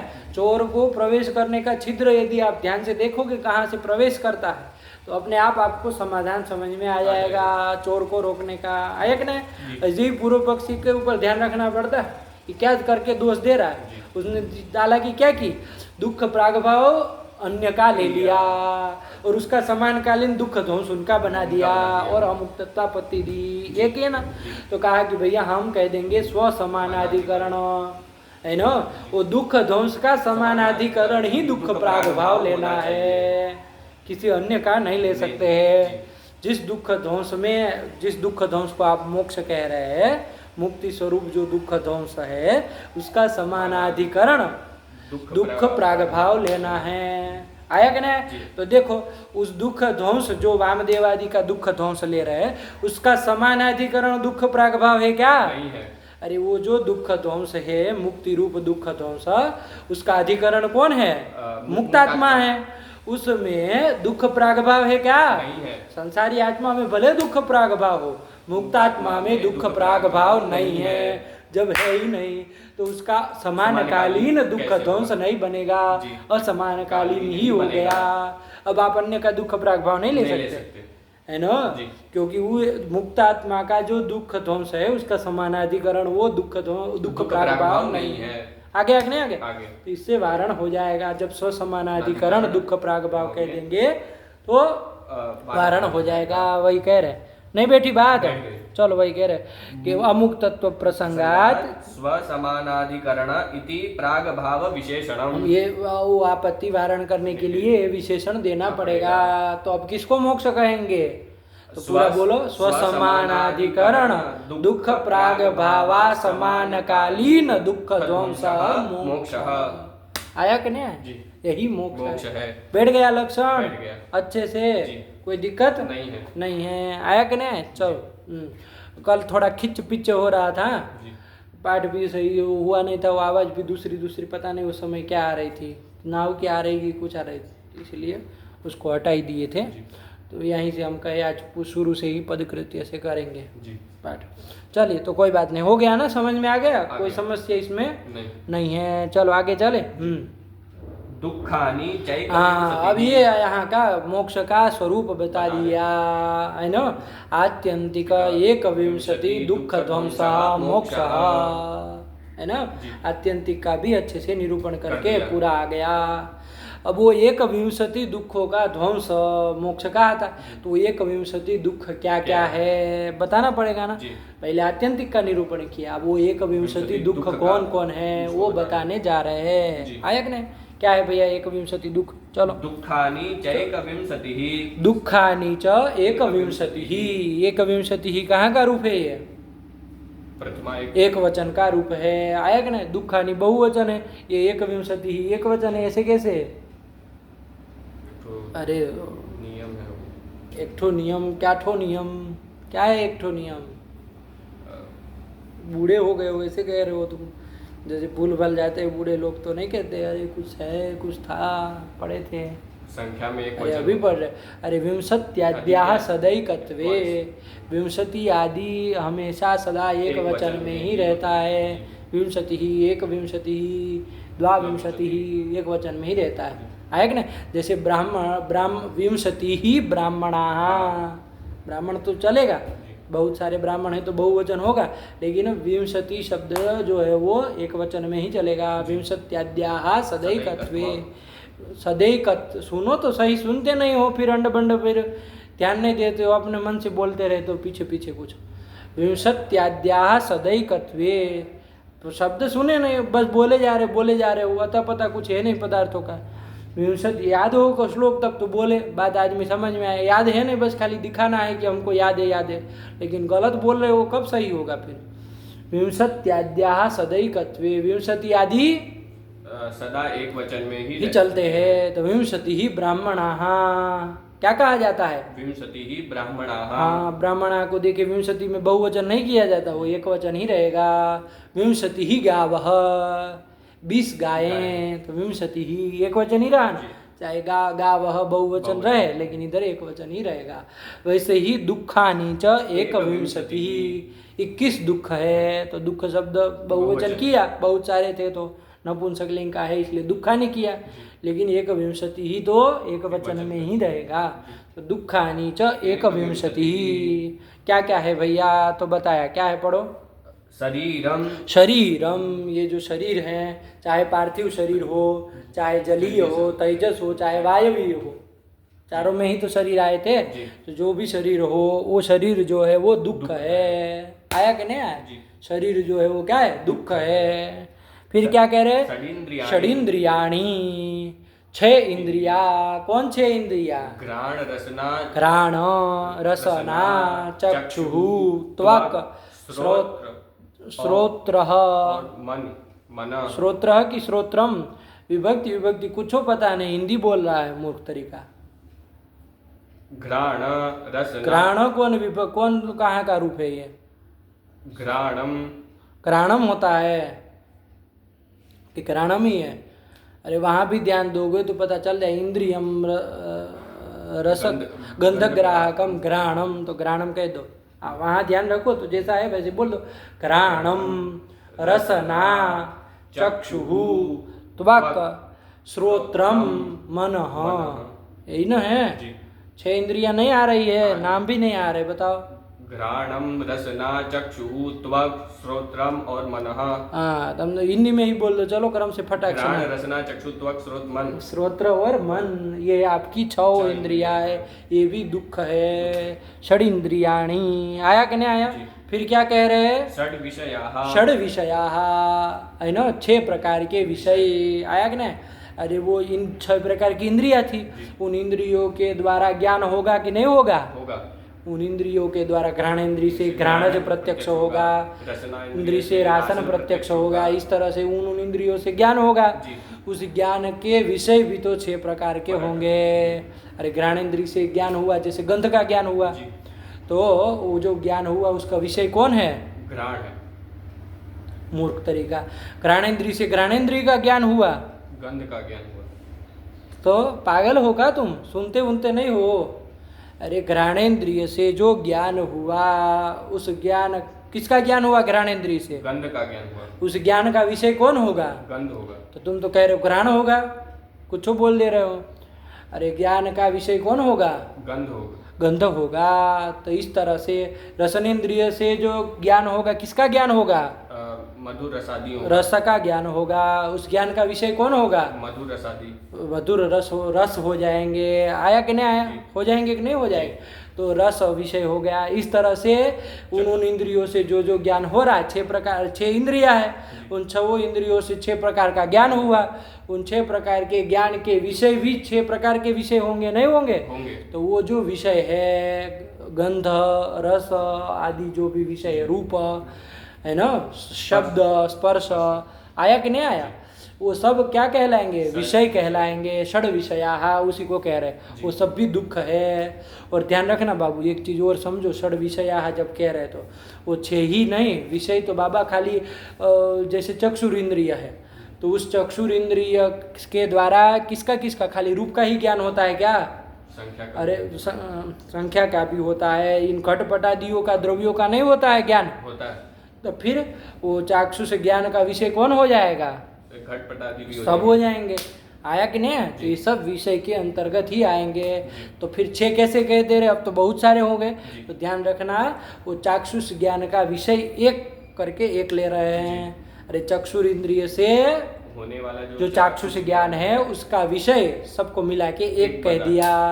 ऐसे ही रसनेन्द्रिय से होने वाला प्रत्यक्ष, रासन प्रत्यक्ष, उसका विषय एक करके। वरना खाली रसनेन्द्रिय से रस का ही ज्ञान होता है क्या? नहीं है। रसनेन्द्रिय से रस के अंदर रसत्व जाति का, रसाभाव का, इन सब का भी तो ज्ञान होता है। तो वो सब भी विषय करके लेना है। लेकिन तो फिर षड विषया कैसे कह दिया? कोई पूछेगा तो क्या कहोगे? कि 6 इंद्रियों से होने वाला जो 6 प्रकार का ज्ञान है, उन ज्ञान का विषय एक एक समझ करके, एक करके समुदाय को एक मान करके उस षड विषया ये कह दिया है। नहीं समझे? वरना तो अनंत हो जाएंगे, बहुत सारे हो जाएंगे। 1 दुख कहाँ हुए? कितने सारे हो जाएंगे। और विषय करके उन सबको लेना है। लेकिन मोटे मोटे से षड विषया आया कि नहीं? फिर क्या कह रहे हैं? षड बुद्धयः, 6 प्रकार की बुद्धि। बुद्धि यानी ज्ञान, 6 प्रकार के ज्ञान। अरे वो षड इंद्रियों से होने वाले जो ज्ञान, अंतर कर पा रहे हो नहीं? 6 इंद्रियों को भी लिया, छह इंद्रियों से होने वाले ज्ञान को भी दुख कहा, और उस ज्ञान के विषयी जो है उसको भी दुख कहा। आया कि नहीं आया? तो वही कह दिए षडिंद्रियाणि षड विषया षड बुद्धया। और कौन दो बच गए? तो कहा सुखम दुखम च। सुख को भी कह दिया, सुख भी दुख है। बड़ी विचित्र बात है, सुख को दुख कह रहे हैं, सुख को दुख कहेंगे? अरे बाबा, विषय जन्य जो सुख होता है वो दुख ही होता है। आया कि नहीं आया? वो वास्तविक सुख नहीं है ना। विषय जन्य जो सुख होता है वो क्या होता है? वो दुख ही होता है। आया कि नहीं? इसलिए सुख को भी क्या कर रहे हैं? दुख में, 21 दुख में परिगणन कर रहे हैं। और दुख तो खैर दुख ही, तो दुखम च। आया कि नहीं आया? इस तरह से 21 ही दुखानी। नहीं लगा? क्रम से बोल दो जैसे इन्होंने लिखे है। किस दुख क्या क्या है? शरीरम षडिंद्रियाणि षड विषयाः षड बुद्धयः सुखम दुखम चेति दुखानी च 21 दुख है। आया कि नहीं? आगे क्या कह रहे? चलो। दुखा क्या बोलते हो तुम? एक तो ये भाषा तुम्हारी, एक तुम नहीं, उसके लिखने से होगा कि तुमको पता होना चाहिए उच्चारण कैसे होगा। दुःखानुषंगित्वात् शरीरादौ गौण दुःखत्वम। ये शरीर को भी दुख कहा कि नहीं कहा? तो शरीर को दुख कैसे कह रहे हैं? है ना? शरीर कैसे दुख हो गया? है ना? अरे शरीर कैसे दुख हो गया? तो उसको समझा रहे हैं कि दुःखानुषंगित्वात् शरीरादौ गौण दुःखत्वम। दुख का अनुषंगी है। अरे शरीर है तभी ना दुख हो रहा है। शरीर होता नहीं तो कहाँ से दुख होता? अरे शरीर अवच्छिन्न जो आत्मा होता है उसी में ना दुख होता है। शरीर बहिर्देशावच्छेदेन आत्मा है, उसमें कोई दुख है? अरे आत्मा तो विभु है, सर्वत्र विद्यमान है कि नहीं है?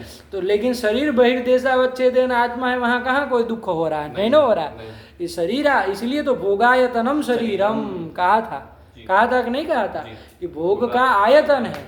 तो शरीर के द्वारा ही क्या होता है? भोग होता है। सुख दुख आदि का, दुख का भी भोग होता है कि नहीं होता है? तो दुख का अनुषंगी होने के कारण शरीर को भी दुख कह दिया। शरीर में जो दुखत्व व्यवहार कह रहे गौण दुःखत्वम, है ना? दुःखानुषंगित्वात् शरीरादौ गौण दुःखत्वम। ऐसे ही इंद्रियों में भी, ऐसे ही इंद्रिया में भी गौण दुख। अरे इंद्रिया कैसे दुख हो गए भाई? तो वो दुख के अनुषंगी है, उन्हीं के द्वारा ही तो दुख होता है। इसलिए वो सब गौण दुख है। तो वही कहते सबको लेना है ना। दुःखानुषंगित्वात् शरीरादौ गौण दुःखत्वम। आया कि नहीं? चलो। तथा च आत्मा बारे द्रष्टव्यः। तो ये था। अब वो तथा च को छोड़ो, पहले ये समझो 21 दुख कौन हुए? शरीर, षड इंद्रियाणि, षड विषय, षड बुद्धि, सुख और दुख। ये 21 दुख हुए। इन 21 दुखों का जो ध्वंस होगा तब उसको, और वो भी कैसा? आत्यंतिक होगा, तब उसको क्या कहेंगे? मोक्ष कहेंगे। बैठी बात। इन 21 दुखों का ध्वंस, आत्यंतिक ध्वंस होना चाहिए, तब उसको क्या कहेंगे? मोक्ष कहेंगे। अब यहाँ तुमको एक प्रश्न पूछते हैं, ध्यान देना अच्छे से। आया कि नहीं? क्या कहा आपने? कि इन 21 जो दुख गिनाए शरीर आदि, उन 21 दुखों का आत्यंतिक ध्वंस को ही मोक्ष कहते हैं, ये कहा ना? 21 दुखों में षड इंद्रियाणी भी आई। 6 इंद्रिया कौन कौन है? जरा बोलो तो। घ्राण, रसना, चक्षु, त्वक, स्रोत और मन। स्रोत क्या होता है? श्रोत्र और मन। श्रोत्र उसमें आई कि नहीं आई? श्रोत्र किसको कहते हैं? श्रोत्र इंद्रिय कौन है? आकाश स्वरूप ही तो है है ना? श्रोत्र इंद्रिय किम स्वरूप है? आकाश स्वरूप। और आकाश कैसा है? नित्य है, विभु है, एक है, तो नित्य है ना? हमको यही देखना है, नित्य है कि नहीं है? तो आकाश स्वरूप श्रोत्र इंद्रिय भी तो नित्य होगी, है ना? होगी कि नहीं होगी? ऐसे ही एक इंद्रिय आई मन इंद्रिय कैसी है? नित्य है। आया है ना? क्या कहा है? बोलो उसका मन का बोलो। सुखाद्युपलब्धि साधनम इंद्रियम मनः तच्च एकम। अब अपने मन से तर्क संग्रह बनाने लगे हो तुम। सुख दुखाद्युपलब्धि। ऐसा नहीं है। सुखाद्युपलब्धि साधनम इंद्रिय। अरे मूल ग्रंथ बोलो भाई, तर्क संग्रह होने आई है। अब तुम ये पराक्रम दिखाओगे? सुखाद्युपलब्धि साधनम इंद्रियम मनः तत्प्रत्ययात्मनीयतत्वादनन्तम।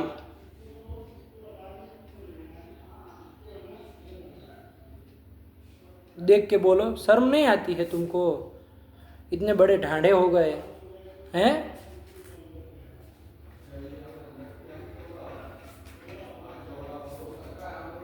बोलो देख के फटाक से। सुखाद्युपलब्धि साधनम इंद्रियम मनः तच्च प्रत्यात्मनित्य। देखो देखो देखो, इसका भाषा देखो। तच्च प्रत्ययात्मनीय। प्रत्ययात्म, प्रत्यय कौन सा? अण की अक प्रत्यय की अच प्रत्यय की यत प्रत्यय? मूर्ख कहीं का। तच्च प्रत्यात्मनीयतत्वादनन्तम परमाणु रूपम नित्यम च। 4 बार बोले एक शब्द को। पढ़ चुके हो इस ग्रंथ को कि नहीं पढ़े हो? बोलो जरा, देख के बोल रहे हो। ये तुम्हारी भाषा, यही भाषा है तुम्हारी। सुखाद्युपलब्धि। देखो बाबू, तुमको कह दे रहे, यदि किसी को पढ़ाओगे नहीं ना तो यही हालत तुम्हारी, बूढ़े हो जाओगे तब भी यही रहेगी। पढ़ाना चालू करो लड़कों को पकड़ करके, हाँ, वरना यही हालत रहेगी जो तुम बोल रहे हो। अभी देख के लक्षण बोल रहे हो, हैं? शर्म नहीं आती है? वो भी मूल ग्रंथ, वो भी देख के बोल रहा है, तब ये उच्चारण है आपका। देख के बोला सही से एक बार में। सुखाद्युपलब्धि साधनम इंद्रियम मनः तच्च प्रत्ययात्मनीयतत्वा। प्रत्ययात्म, प्रत्यात्म। बोल ऐसे नहीं न रहे हो। तच्च प्रत्यात्मनीय। प्रत्ययात्म, फिर वही सुनाई दे रहा है। ए लड़की बताओ तो क्या बोल रहा है? तच्च प्रत्यात्मनीयतत्वादनन्तम परमाणु रूपम नित्यम च। नित्यम च आया कि नहीं आया? नित्यम च, नित्य कहा। क्या कहा? नित्य कहा। नित्य कहा किसको? मन को। मन को नित्य कहा। अब बताओ, षड इंद्रिय के अंतर्गत मन भी आ रहा है ना? वो कैसा है? नित्य है। नित्य है। और कौन नित्य बताया था अभी? आकाश। आकाश कहाँ इसमें आया? श्रोत्रेंद्रिय स्वरूप जो आकाश है उसको। श्रोत्रेंद्रिय स्वरूप आकाश है कि आकाश स्वरूप श्रोत्रेंद्रिय? आकाश स्वरूप जो श्रोत्रेंद्रिय है उसको नित्य बताया। श्रोत्रेंद्रिय इसमें आई थी ना, तो वो भी नित्य है। क्यों नित्य है? क्योंकि आकाश स्वरूप है। आकाश नित्य है तो तत्स्वरूप इंद्रिय भी नित्य है कि नहीं है? तो 21 दुखों में तो ये दोनों भी आ रहे हैं। अब 1 दुखों का ध्वंस होगा तभी उसको मोक्ष कहा जाएगा, यही ना कहा? 21 दुखों का आत्यंतिक ध्वंस होगा तब उसको मोक्ष कहा जाएगा। अब बताओ, ये दोनों इंद्रिया तो नित्य है, इनका कभी ध्वंस होगा? नहीं होगा। नहीं होगा तो मोक्ष तो कभी होना ही नहीं। इसका मतलब है क्या कहोगे? तथाच से थोड़ी ना न्याय आएगा कि आत्मा वारे द्रष्टव्य। पहले यहाँ का पदार्थ तो पकड़ो पहले, तभी ना तथाच में जाएंगे। आज ही तर्क संग्रह पूरा कर देने का विचार है क्या? पदार्थ समझो बाबू, पूरे करने के चक्कर में मत पड़ो कि जल्दी से समाप्त कर दे, हैं? तो हो ही जाएगा अपने समय से।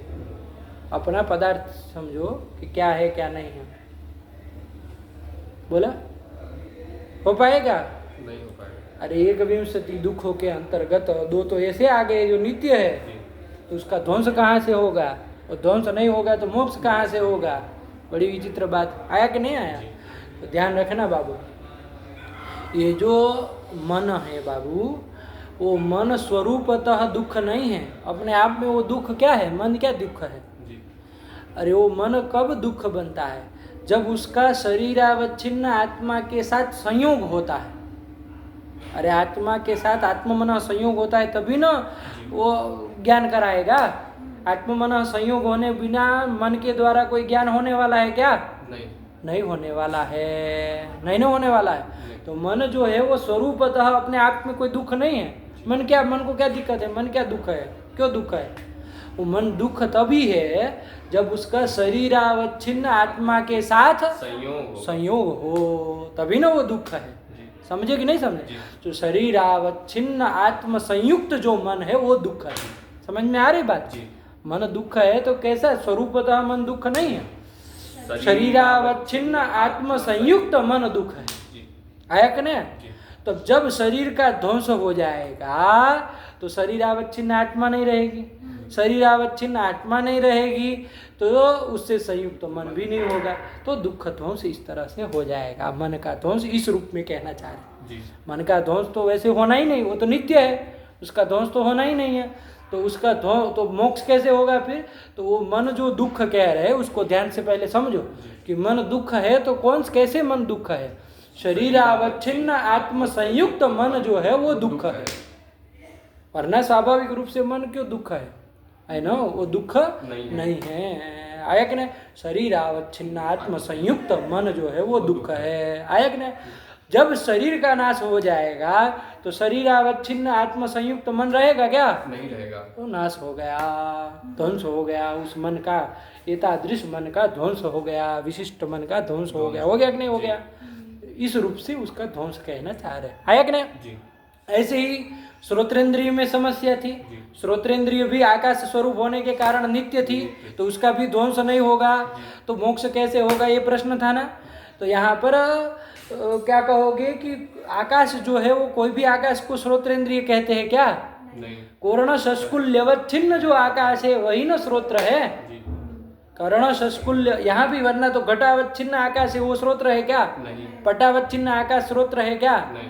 कर्ण शस्कुल्यवच्छिन्न जो आकाश है उसी को श्रोत्र कहते हैं। तो जब शरीर ध्वंस हो गया, कर्ण शस्कुली कहाँ रहेगी? नहीं रहेगी, तो कर्ण शस्कुल्यवच्छिन्न आकाश में रहेगा क्या? नहीं रहेगा। तो इस रूप से आकाश का ध्वंस हो जाएगा। आया कि नहीं आया? नहीं समझे? समझ गए। है ना, उपाधि का नाश हो जाएगा कर्ण शस्कुली का, तो उपाधि विशिष्ट रहेगा नहीं ना रहेगा। स्वरूपतः भले आकाश बना रहे लेकिन कर्ण शस्कुल्यवच्छिन्न आकाश तो नहीं ना रहेगा। तो वही तो श्रोत्रेंद्रिय थी, उसका ध्वंस हो जाएगा। तो इस रूप से बैठी कि नहीं बैठी बात? यहाँ कहीं शास्त्रार्थ हो रहा था, कौन से मठ में अभी हमको ध्यान नहीं, 4-5 साल पहले की बात है। तो कौन व्यक्ति था वो इसी के ऊपर मोक्ष, नैयायिकों के मत में मोक्ष का स्वरूप क्या है उसके ऊपर व्याख्यान उसका था, बहुत अच्छे से निरूपण किया। लेकिन वहाँ ये प्रश्न आ गया, कोई प्रश्न पूछ लिया कि आपने कहा कि आत्यंतिक 21 दुखों का ध्वंस ही मोक्ष है। 21 दुखों के अंतर्गत श्रोत्रेंद्रिय भी आई, मन इंद्रिय भी आई, षड इंद्रिय के अंतर्गत, और जो कि नित्य है। श्रोत्रेंद्रिय नित्य कैसे है? आकाश स्वरूप होने के कारण। मन तो नित्य ही है, कुछ कहना ही नहीं, तो उनका तो ध्वंस कभी होना ही नहीं है। तो जब ध्वंस होगा ही नहीं तो 21 दुख ध्वंस रूप मोक्ष की उत्पत्ति कैसे होगी? नहीं हो पाएगी, ये कहा। तो उसका समाधान फिर वो पढ़े लिखे ही आदमी थे, समाधान उन्होंने दिया भी, अरे शास्त्र पढ़ा होगा तो बता ही देगा कि ये जो कर्ण शस्कुल्यवच्छिन्न आकाश है, शुद्ध आकाश को नहीं ना हम श्रोत्र कहते हैं, कर्ण शस्कुल्यवच्छिन्न आकाश को श्रोत्र कहते हैं। तो शरीर का नाश होने पर कर्ण शस्कुल्यवच्छिन्न आकाश नहीं ना रहेगा, इसलिए उसका श्रोत्रेंद्रिय का ध्वंस हो गया ये कह सकते हैं, कोई दिक्कत नहीं है। और रही बात मन में, मन तो साक्षात नित्य ही है, शुद्ध मन नित्य है, तो कैसे उसका ध्वंस? तो उसको ऐसे ही लगाना है कि मन दुख है, तो कौन सा मन दुख है ये ध्यान दीजिए। जो शरीरावच्छिन्न आत्म संयुक्त मन है वही दुख है। शुद्ध मन, स्वरूपतः मन क्या दुख है? वो दुख नहीं है। आयक ने शरीरावच्छिन्न आत्म संयुक्त मन दुख है, और जब शरीर का नाश हो जाएगा तो शरीरावच्छिन्न आत्म संयुक्त मन भी नहीं रहेगा। तो ऐसा होता क्या हो जाएगा? उसका नाश हो गया ये कहा जा सकता है ना। अरे शरीरावच्छिन्न आत्म संयुक्त मन का तो नाश हो ही गया है, कह ही सकते हैं। आया कि नहीं आया? नहीं आया। जैसे शिखिध्वस्त कह देते हैं कि नहीं कह देते? शिखिध्वस्त, शिखिध्वस्त मतलब क्या? अरे कोई व्यक्ति शिखाधारी व्यक्ति था, उसको शिखी कहा जाता है। शिखा वाला जो व्यक्ति उसको क्या कहते हैं? शिखी। अब उस शिखा वाले व्यक्ति की शिखा नष्ट हो गई, वो व्यक्ति तो जिंदा है लेकिन उसका शिखा काट दी गई मान लीजिए, तो क्या कहते हैं प्रयोग? शिखिध्वस्त। क्या प्रयोग करते हैं? शिखिध्वस्त प्रयोग करते हैं ना, कि शिखी जो था वो नष्ट हो गया। अरे शिखी कहाँ नष्ट हो गया? शिखा वाला व्यक्ति तो जिंदा है, वो कहाँ मर गया? लेकिन उसकी शिखा नष्ट हो जाने के कारण शिखिध्वस्त प्रयोग कर देते कि नहीं कर देते? वैसे ही शरीरावच्छिन्न आत्म संयुक्त मन विशेषण के नाश हो जाने के कारण विशिष्ट नहीं है करके नाश हो गया, एक करके चलते हैं। आया कि नहीं? चलिए, तो ध्यान से लगाइएगा, विचार करिएगा अपने से बहुत।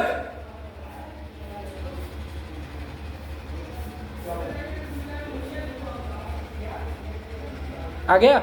चलिए, तो बाकी आप लगाइएगा, यही बात है, हो गया। जी। तो 21 दुखों का ध्वंस समझ में आया कि नहीं? आ गया। तो आत्यंतिक 21 दुख ध्वंस मोक्ष, अब ये हो गया। अब आगे चले, अब पढ़ो तथा च तुम्हारा।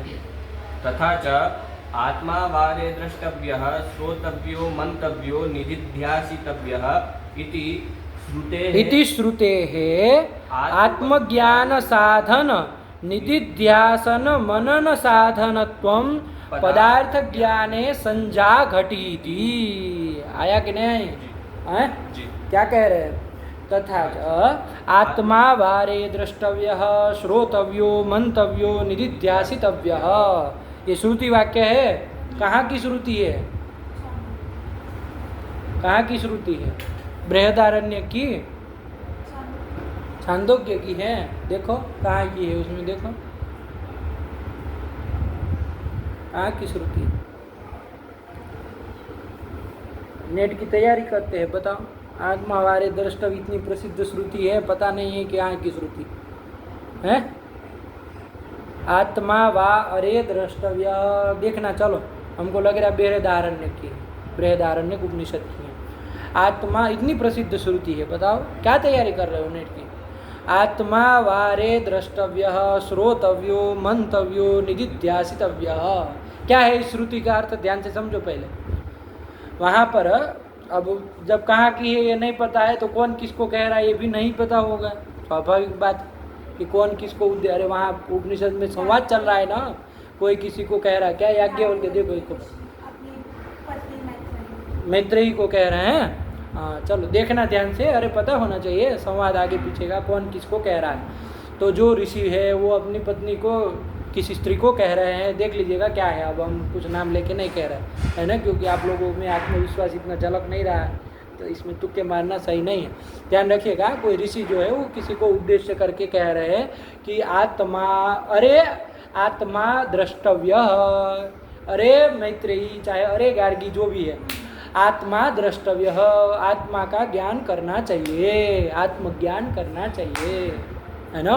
आत्मा का ज्ञान करना चाहिए, आत्मा द्रष्टव्य, आत्मा को देखना चाहिए। देखना चाहिए मतलब ज्ञान करना चाहिए। कैसे करें भैया, कैसे करेंगे? चलो करना चाहिए, कैसे करें? तो उसके साधन बताए। आत्मा वारे द्रष्टव्य, अरे मैत्रेयी चाहे अरे गार्गी जो भी है, आत्मा द्रष्टव्य, कि आत्मा ज्ञान करना चाहिए। अब कैसे करें तो उसके साधन बताए 3 ठो। श्रोतव्यो मंतव्यो निदिध्यासितव्य, श्रवण करना चाहिए, मनन करना चाहिए, निदिध्यासन करना चाहिए। 3 ठो साधन बताए। श्रवण आत्मज्ञान के साधन है, ये 3 क्या है? आत्मज्ञान के साधन है। कौन कौन? श्रवण, मनन, निदिध्यासन, ये तीनों आत्मज्ञान के साधन हैं। आया कि नहीं आया? अब हमको ये बताइए, ये तो इतना आया, आत्मज्ञान के साधन इस श्रुति वाक्य से पता चले क्या क्या? श्रवण, मनन और निदिध्यासन। इसमें जो मनन है, मनन मतलब चिंतन है कि नहीं है? कि क्या चिंतन? कि भाई आत्मा जो है वो देहादि से विलक्षण है ना। आत्मा जो है वो देह स्वरूप नहीं है, इंद्रिय स्वरूप नहीं है ना, घटपटादि स्वरूप नहीं है, पुत्र स्वरूप नहीं है, पत्नी स्वरूप नहीं है, उससे भिन्न है, सभी से भिन्न है, आत्मा विलक्षण है। इस तरह से चिंतन मनन वगैरह करना, इसी को क्या कहते हैं? मनन कहते हैं, है ना। मनन करना कि आत्मा जो है वो क्या है? विलक्षण है, देहादि से विलक्षण है, इसी को क्या कहते हैं? मनन कहते हैं। ये मनन जो है वो बिना पदार्थ ज्ञान के हो पाएगा क्या? नहीं हो पाएगा। आपको पदार्थ ज्ञान ही न हो कि कितने पदार्थ है, कौन कौन पदार्थ है, किसका क्या स्वरूप है ना। 7 पदार्थ है, उसका क्या भेद प्रभेद न पता हो, उसके लक्षण वक्षण, उसका स्वरूप न पता हो, जब वो पता ही ना हो, पदार्थ ज्ञान पता ही ना हो, तो मनन हो पाएगा क्या? नहीं हो पाएगा। मनन नहीं हो पाएगा, निदिध्यासन भी नहीं हो पाएगा, नहीं ना हो पाएगा। तो आत्मज्ञान के कारणीभूत जो मनन निदिध्यासन है, उसका भी कारण कौन बनेगा? पदार्थ ज्ञान। पदार्थ ज्ञान होने पर ही मनन आदि कर पाएंगे, उसके बिना कर पाएंगे क्या? नहीं कर पाएंगे। तो क्रम समझ में आया? आत्मज्ञान का साधन हुआ मनन निधिध्यासन, श्रवण मनन निधिध्यासन तीनों हुए, उसमें मनन और निधिध्यासन का भी साधन हुआ क्या? पदार्थ ज्ञान। पदार्थ ज्ञान उसका साधन हुआ कि नहीं हुआ? तो उसका वो पदार्थ ज्ञान इस तरह से आत्मज्ञान में उपयोगी है, क्रम से परंपरा साक्षात परंपरा मनन निधिध्यासन द्वारा आत्मज्ञान में उपयोगी है। यही कुछ बताने जा रहे। तथा च से ग्रंथ पढ़ो, क्या कह रहे? तथा च आत्मा वारे द्रष्टव्य श्रोतव्यो मंतव्यो निधिध्यासितव्य इति श्रुते है। सुनो ध्यान से, इति श्रुते है आत्मज्ञान साधन निधिध्यासन मनन साधनत्वं पदार्थ ज्ञाने संज्ञा घटीति। आया? पंक्ति भी लगाओ। क्या कहे? आत्मज्ञान का साधन कौन कौन बताए? निधिध्यासन और मनन। उसका साधन कौन बनेगा? पदार्थ ज्ञान। साधनत्व किसमें गया? पदार्थ ज्ञान में गया। तो साधनत्व पदार्थ ज्ञाने संज्ञा घटीति। संज्ञा घटीति मतलब यंग लुगंत का प्रयोग कर दिया। घटी जा घटीति है न, घटते सम्यक्तया घटते, सम्यक्तया अतिशयेन घटते। अरे मनन और निधिध्यासन का साधन कौन बनता है? पदार्थ ज्ञान सम्यक्तया वही बनता है। तो मनन साधनत्वम पदार्थ ज्ञाने संज्ञा घटीति सम्यक्तया है न, अतिशयेन घटते है न, उसमें घटित होता है, साधनत्व उसमें आता है। नहीं आया? आ गया। चलो लगा ना? जी। पदार्थ ज्ञान में क्या आया? मनन और ध्यासन साधनत्वम आया। मनन निधिध्यासन किसके साधन हैं? आत्मज्ञान के। आत्मज्ञान के साधन है। आत्मज्ञान साधन जो मनन निधिध्यासन उसका भी साधन है पदार्थ ज्ञान। तो साधनत्व पदार्थ ज्ञान में संज्ञा घटी थी। नहीं आया? चलो चलो चलो तथा च से पढ़ो। तथा च आत्मा वारे द्रष्टव्यः श्रोतव्यो मंतव्यो निधिध्यासितव्यः इति श्रुतेः आत्मज्ञान साधन निधिध्यासन मनन साधनत्वं पदार्थ ज्ञाने संज्ञा घटीति। आया कि नहीं आया?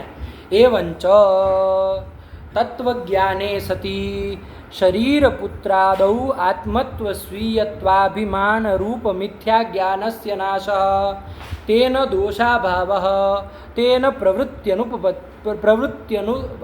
प्रवृत्त्यनुत्पत्तिः ततस्तत्कालीन शरीरेण कायव्यूहेन वा भोगतत्वज्ञानाभ्यां प्रारब्धकर्मणां नाशः ततो जन्माभावः।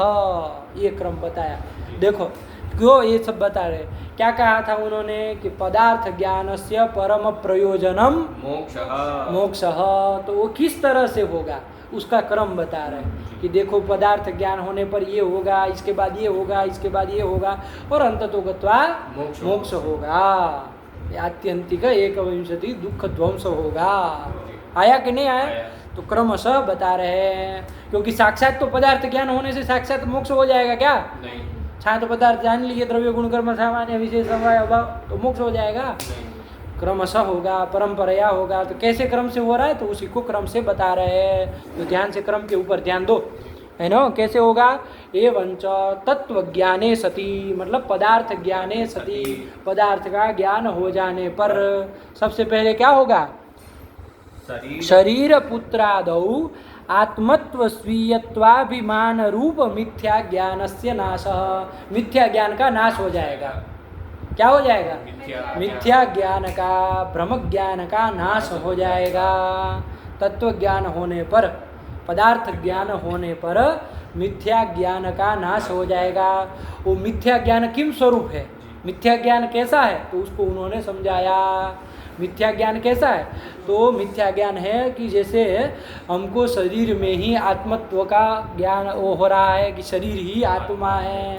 देखो असलियत में यही बात है। चाहे हम लोग मुंह से चाहे कितना बोलते रहे शरीर भिन्न है, आत्मा भिन्न है, लेकिन हम लोगों का यदि देखें तो अंततोगत्वा शरीर को ही आत्मा मान करके हम लोगों का काम मतलब ये काम कर रहे नहीं कर रहे। सुबह से शाम तक एक बार ध्यान दीजिए, अपने से अनुभव करिए। सुबह से शाम तक जितनी भी दिनचर्या है एक बार ध्यान दीजिए, आप किसको केंद्र में रख के करते हैं? पूरी की पूरी सुबह दातुन करने से लेकर के चाय पीने से लेकर के शाम को सोने तक, सोने की भी क्रिया शरीर के लिए ही करते हैं, शरीर को आराम मिले, थक गया है बेचारा, तो पूरा पूरा मतलब शरीर केंद्रित ही हमारा व्यवहार चल रहा है, क्योंकि शरीर को ही हम मुख्य समझ रहे हैं।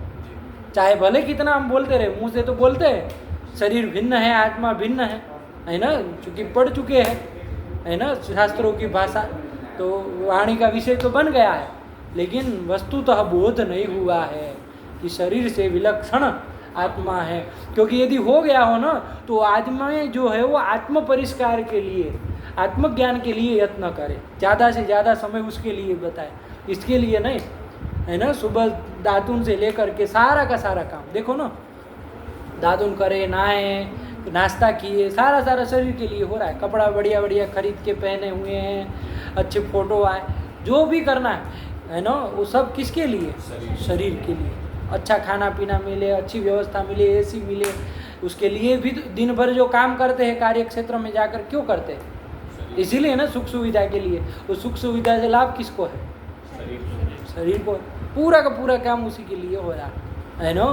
तो ये मिथ्या ज्ञान हम लोगों को बैठा हुआ है कि शरीर ही आत्मा है ना, शरीर को ही परम तत्व समझ करके, इससे आगे और कुछ नहीं, जो करना है इसी के लिए करना है, यही मुख्य है। शरीर में शरीर को आत्मा मान लेते हैं। कोई और जड़ होते हैं, पुत्र को ही आत्मा मान लेते हैं, है ना। शादी ब्याह हो जाता, बच्चे हो जाते हैं, तो अब पूरा बच्चों के लिए लग जाता है आदमी।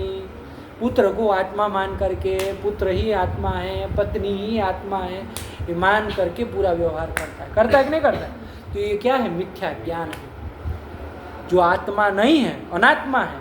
कौन? शरीर, पुत्र, पत्नी, जो भी है, चाहे और भी जो भी साधन ऐसे हों, वो सब क्या है? अनात्मा है। लेकिन उसमें आत्मत्व का ज्ञान हो गया है ना, आत्मत्व प्रकारक ज्ञान हो गया। अनात्मा में आत्मत्व प्रकारक ज्ञान हो गया। तो ये कैसा ज्ञान है? मिथ्या ज्ञान है ना। तद्भाववती तत्प्रकारक ज्ञान, आत्मत्वा भाववती शरीरादौ आत्मत्व प्रकारक ज्ञान है। मिथ्या ज्ञान है ना, भ्रमात्मक ज्ञान हो गया है, मिथ्या ज्ञान। इस मिथ्या ज्ञान का नाश होगा किससे? तत्व ज्ञान से, पदार्थ ज्ञान से। जब हम पदार्थों को अलग अलग देखेंगे, बार बार विचार करेंगे, है कि नहीं है, कि ये सब देखो आत्मा अलग है, इससे विलक्षण है, ज्ञानाधिकरणम आत्मा। शरीर जो है वो पार्थिव शरीर अलग है, अलग, मन अलग है, इंद्रिया अलग है, पुत्र आदि अलग है ना, वो आत्मा नहीं है। इस तरह से तत्व ज्ञान से होगा क्या? तत्व ज्ञान से मिथ्या ज्ञान का नाश होगा। समझ में आ रहा है? क्रम अच्छे से समझिए प्रक्रिया को। आया कि नहीं आया? चलो क्या कह रहे भाई, लिखा है एवंच तत्व ज्ञाने सति, तत्व ज्ञान होने पर शरीर पुत्रादौ आत्मत्व स्वीयत्वाभिमान रूप मिथ्या ज्ञान से नाश। मिथ्या ज्ञान किम स्वरूप है? लगी पंक्ति। शरीर पुत्रादौ हमको क्या है? आत्मत्व प्रकार का ज्ञान है, स्वीयत्व प्रकार, ये हमारे है ना। पुत्रादि में स्वीयत्व का ज्ञान हो रहा है, ये हमारे है, हमारे अपने ही। क्या हमारा अपना है? छोड़ के चल देगा हैं? कोई कुछ नहीं रहने वाला है। आया कि नहीं आया? लेकिन ऐसा होता है, पुत्र मोह में आदमी क्या क्या नहीं करता है कि नहीं है? अधर्म से अधर्म का आचरण कर लेता है। क्यों? क्योंकि उसी को सब कुछ समझ रहा है ना। तो वही कह रहे, शरीर पुत्रादौ आत्मत्व स्वीयत्वाभिमान रूप जो मिथ्या ज्ञान, उस मिथ्या ज्ञान का नाश होता है किससे? तत्व ज्ञाने सती, पदार्थ ज्ञाने सती, पदार्थ ज्ञान होने पर। बेटी बात। अब चलो, तत्व ज्ञान से मिथ्या ज्ञान का नाश हुआ। मिथ्या ज्ञान के नाश से क्या होगा? होगा ना, क्या होगा? तो उसको बता रहे, मिथ्या ज्ञान नाशे तेन, तेन मतलब मिथ्या ज्ञान नाशे न, मिथ्या ज्ञान के नाश से दोषा भाव, दोष का अभाव। जब मिथ्या ज्ञान का नाश हो गया है ना, अनात्मा में आत्मत्व प्रकारक जो मिथ्या ज्ञान था उसका जब नाश हो गया, तो अब राग, द्वेष, मोह आदि सभी दोषों का अभाव हो जाएगा, है ना। मिथ्या ज्ञान नाशे न दोषा भाव, दोषों का अभाव हो जाएगा, दोष भी नहीं रहेंगे।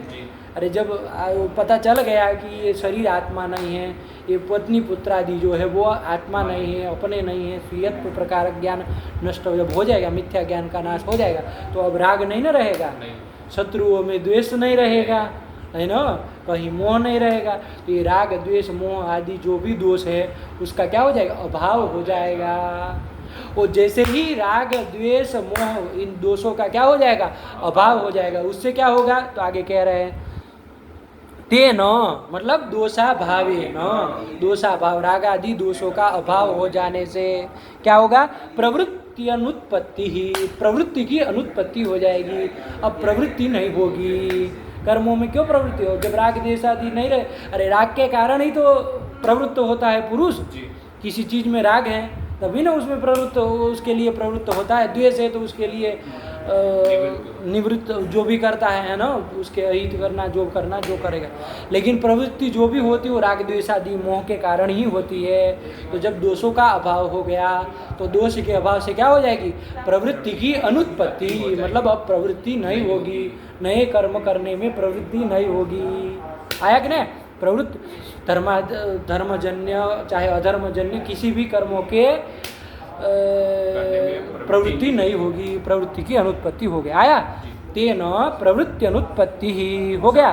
ततः अब प्रवृत्ति की अनुत्पत्ति हो गई तो अब क्या होगा, अब क्या होगा, अब किसी कर्मों के कर्म में प्रवृत्ति तो हो नहीं रही है, अनुत्पत्ति हो गई, तो अब क्या होगा, तो कह रहे ततः, अब उसके बाद क्या होगा, तत्कालीन शरीरेण, अभी शरीर तो है, अब नए कर्मों करने में प्रवृत्ति नहीं हो रही है, लेकिन अभी वो शरीर तो हमारा है, तो तत्कालीन शरीरेण काय व्यूहेन वा भोग तत्व ज्ञानाभ्याम प्रारब्ध कर्मणाम नाशः। अरे प्रारब्ध कर्म का तो नाश करना पड़ेगा ना, नए कर्म आप नहीं करेंगे, अब नए कर्म में प्रवृत्ति नहीं होगी, लेकिन अभी जो जिस प्रारब्ध कर्मों के कारण ये शरीर मिला हुआ है, प्रारब्ध कर्मों से ही मिला हुआ है, उस प्रारब्ध कर्म का नाश करना है कि नहीं करना है, तो उसका नाश होगा, है ना। तो वही कह रहे कि वो प्रवृत्ति अनुत्पत्ति होने के बाद अब जो तत्कालीन जो शरीर है उस शरीर के द्वारा प्रारब्ध कर्मणाम नाशः, लेकिन कैसे करेगा शरीर के द्वारा, तो भोग तत्व ज्ञानाभ्याम, क्या है, भोग के द्वारा भोग करेगा। अब शरीर के द्वारा क्या करेगा, भोग करेगा, उन प्रारब्ध कर्मों का भोग करेगा, है ना। प्रारब्ध कर्म कुछ अच्छे होंगे तो सुविधा के द्वारा उसका भोग करेगा पाक करके, और कुछ बुरे कर्म होंगे तो उसका कर्मों का नाश कैसे होगा, दुख भोग करके करेगा, कष्ट भोग करके, लेकिन इसी शरीर के द्वारा करना है। तो तत्कालीन शरीरेण भोग और तत्व ज्ञानाभ्याम, भोग और तत्व ज्ञान के द्वारा प्रारब्ध कर्मणाम नाशः, भोग के द्वारा प्रारब्ध कर्मों का और तत्व ज्ञान के द्वारा संचित कर्मों का नाश होता है, नाश करेगा इस शरीर के द्वारा। समझ में आई, नहीं आ रहा है, आया कि नहीं, वही पंक्ति लगाओ ध्यान, ततः, ततः मतलब उसके बाद, किसके बाद, प्रवृत्ति अनुत्पत्ति के बाद, पढ़ो, ततः तत्कालीन शरीरेण काय व्यूहेन वा भोग तत्व ज्ञानाभ्याम प्रारब्ध कर्मणाम नाशः। आया कि नहीं, तत्कालीन शरीर के द्वारा भोग और तत्व ज्ञान के द्वारा प्रारब्ध कर्मों का नाश करेगा, यही ना कहा। यहाँ पर तत्कालीन शरीरेणों के बाद एक शब्द और दिया है, ध्यान देना, काय व्यूहेन वा, इसको ध्यान से समझो, तत्कालीन शरीर के द्वारा, और कहा काय व्यूहेन वा, अथवा काय व्यूह के द्वारा। ये योगी के लिए है, योगी क्या करते हैं, प्रारब्ध का भोग तो करना है, तो क्या करते हैं, अपनी योग शक्ति से अनेक शरीर को बना लेते हैं, कल्पना कर देते हैं, अनेक शरीर बना लेते हैं, है ना। अब योगी व्यक्ति क्या करता है, अनेक शरीर बना लेता है, वो सबसे भोग करता है ताकि फटाफट भोग हो जाएगा ना। तो अनेक कल्पित काय व्यूह, कल्पित जो काय समूह है उसके द्वारा भी प्रारब्ध कर्मों का ना योगी व्यक्ति कर लेता है ना। वो क्या कर, उसके पास सामर्थ्य है, अनेक शरीरों की कल्पना का, वो मतलब कल्पित शरीर बना लेगा और फिर भोग कर लेगा प्रारब्ध कर्मों का, क्योंकि भोगना तो है ही, एक शरीर से भोगेंगे तो कितना भोग पाएंगे, अनेक शरीर की कल्पना करके उसके द्वारा भोग लेता है। दुखों को भोगना है तो पूरा तो करना ही है, कोटा तो खत्म करना पड़ेगा, इसके बिना कुछ भी शेष तो यहाँ रहना नहीं। तो वही कह रहे कि तत्कालीन शरीरेण, अथवा योगी लोग काय व्यूहेन वा, भोग तत्व ज्ञानाभ्याम प्रारब्ध कर्मणाम नाश। भोग और तत्व ज्ञान से प्रारब्ध कर्मों का नाश करेगा। इसमें थोड़ा विवेक करना बाबू। प्रारब्ध कर्म का भोगादेव क्षय, भोग से ही नाश होता है, तत्व ज्ञान से नहीं होगा। तत्व ज्ञान से संचित कर्मों का नाश हो सकता है ना, लेकिन प्रारब्ध कर्मों का नाश तो भोग से उसको भोगना ही पड़ेगा। 3 तरह के कर्म होते हैं ना, संचित कर्म, प्रारब्ध कर्म और क्रियमाण कर्म। आया कि नहीं आया? 3 तरह के। उसमें जो संचित, तीनों का अंतर पता है? चलो अभी करने जाएंगे तो विस्तार हो जाएगा। पता है संचित कर्म, प्रारब्ध कर्म? प्रारब्ध जो पिछले जन्म के हैं हमारे, उनका इसमें। अरे सब तो पिछले जन्म के ही हैं। अरे ध्यान दो, संचित और प्रारब्ध में अंतर समझो। संचित कर्म किसको कहते पहले उसको समझो। जितने भी अनादिकाल से हमारे अनेक शरीर प्राप्त किए, अनेक जन्म हुए हैं, तो सभी जन्मों में हम लोगों ने बहुत सारे कर्म किए हैं, अनंत, जिसकी कोई गणना नहीं है। इतने सारे कर्म अच्छे भी होंगे, उसमें बुरे भी होंगे। तो अनादिकाल जितने, मतलब जब से शुरू से लेकर के पूर्व जन्म तक जितने भी सारे कर्म मतलब किए गए हैं, सब संचित कर्म हैं। वो सबको क्या कहा जाएगा? अच्छे भी है, बुरे भी है, उसकी कोई गणना होगी? कितने सारे हो, अनेक जन्मों के, अनादिकाल से जन्म होते आ रहे हैं। कभी किसी योनि में जन्म, कभी किसी योनि में जन्म। तो वो जितने भी कर्म हैं वो सब क्या कहलाएंगे? संचित कर्म कहलाएंगे। अब प्रारब्ध किसको कहेंगे फिर? तो ध्यान देखो, जब वो पूर्व जन्म में अंतिम में जब मृत्यु होने वाली होती है, तो उस समय उन संचित कर्म में तो बहुत सारे कर्म हैं, लेकिन उसमें से कुछ कुछ जो मतलब सजातीय कर्म होते हैं उनको निकाल लिया जाता है, और उसके अनुसार आपको अगले वाले जन्म मिलता है। अगला वाला जन्म, अगला वाला शरीर, चाहे जन्म जहाँ भी मिलेगा उसके अनुसार। तो सभी का तो भोग एक बार में नहीं कर पाएंगे, ध्यान रखना। संचित कर्म तो बहुत सारे हो गए ना, तो उन संचित कर्म का सभी का भोग तो एक बारी में नहीं हो पाएगा ना। तो क्या करते हैं, उसमें जो सजातीय हो, अब विरुद्ध ले लेंगे कर्म, तब तो गड़बड़ा जाएगा हिसाब। अगला जन्म देने में यदि विरुद्ध धर्म आए, मतलब एक कर्म है आपको राजा बनाने वाला, एक कर्म आपने ऐसा किया है जिसमें आपको रोटी भी न मिले, एक रोटी भी नसीब न हो, ऐसा वाला एक कर्म है। और कोई कर्म आपने राजा बनने वाले किए, अब वो दोनों कर्मों को तो अभी लेकर के अगला जन्म कैसे देंगे? व्यवस्था नहीं ना बन पाएगी। तो क्या होता है, अंतिम पूर्व जन्म में जब अंतिम में मृत्यु हो रही है, उस समय वो जो सजातीय, जो मतलब एक साथ जिन जिन कर्मों को भोगा जा सकता है, वो प्रारब्ध कर्म के द्वारा आपको क्या अगले जन्म का व्यवस्था आपकी पूरी बना ली जाती है। तो वो जो कर्म है प्रारब्ध कर्म, कुछ छाट लिए उसमें से, संचित में से, है ना, वो उसके द्वारा क्या कर लेते हैं, उसको अगले जन्म मिलता है, अगला वाला जन्म मिलता है। वो सब कब हो जाता है? पूर्व जन्म की मृत्यु के समय ये सब काम कर लिया जाता है। टाइम नहीं लगता है, वो पूरा व्यवस्थित रहता है कि नहीं है? खटाखट काम कर दिया जाता है। तो आपका एक डेटा बन जाता है, इसका ये है, चलो इसको अब इस प्रारब्ध कर्म इतने अभी भोगने हैं तात्कालिक रूप से, तो उसके अनुसार कौन सा शरीर, कहाँ शरीर दिया जाए, कौन सी योनि में डाला जाए, वो सब आयु सब फिक्स करके भेज दिया जाता है। अब जाओ भैया भोगो। आया कि नहीं? तो ये जो अभी आप ये शरीर जो मिला वो प्रारब्ध कर्म को भोगने के लिए मिला है। उन प्रारब्ध कर्मों को भोगना पड़ेगा। प्रारब्ध कर्मणाम भोगादेव क्षय, बिना भोगे उसका क्षय हो नहीं सकता किसी काल में। वो क्योंकि वो अब आपके बन गए, वो मतलब निकाल करके आपको दिए गए, उसी को लेकर के शरीर मिला है, भोगना ही पड़ेगा पूरे के पूरे, इसी शरीर के द्वारा भोगना पड़ेगा। तो प्रारब्ध कर्म तो भोगना पड़ेगा। जैसे उदाहरण के तौर संचित और प्रारब्ध में अंतर हुआ कि नहीं हुआ?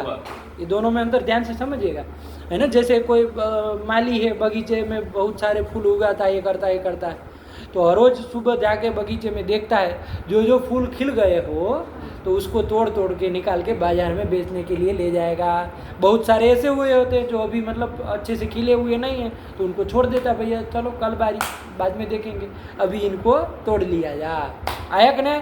तो उनको तोड़ के ले जाएगा और उसको शाम तक बेच देगा। करेगा कि नहीं करेगा? तो उसी तरह से आपके जो वो मतलब वो पके हुए पुष्प की तरह है वो ये प्रारब्ध कर्म। आया कि नहीं? उन्हीं को लेकर के आपको वो मिला है। बहुत सारे संचित कर्म तो बहुत सारे ढेर भरे हुए हैं, आया कि नहीं? लेकिन अभी उसको भोगने की बारी नहीं है, वो तो अब इसमें मरेंगे तब अगले बार में देखेंगे।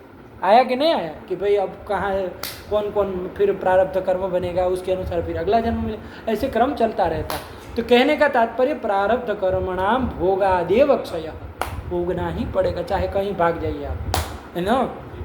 आपको लगे कि यहाँ बहुत गर्मी है, चलो बनारस के बाहर चले जाए, है कि नहीं है, तो वहाँ भी कुछ ऐसा हो जाएगा तो आपको मतलब वो भोगना ही। बहुत बार आप देखे होंगे किसी चीज़ के भाग करके आप कहीं दूसरी जगह किए, लेकिन वहाँ भी वही समस्या आके खड़ी हो जाती है आप ही के लिए। बाकी आसपास के लोग बढ़िया से है, लेकिन आपको वहाँ पता नहीं क्या मतलब झंझट झमेला हो जाता है कि नहीं हो जाता।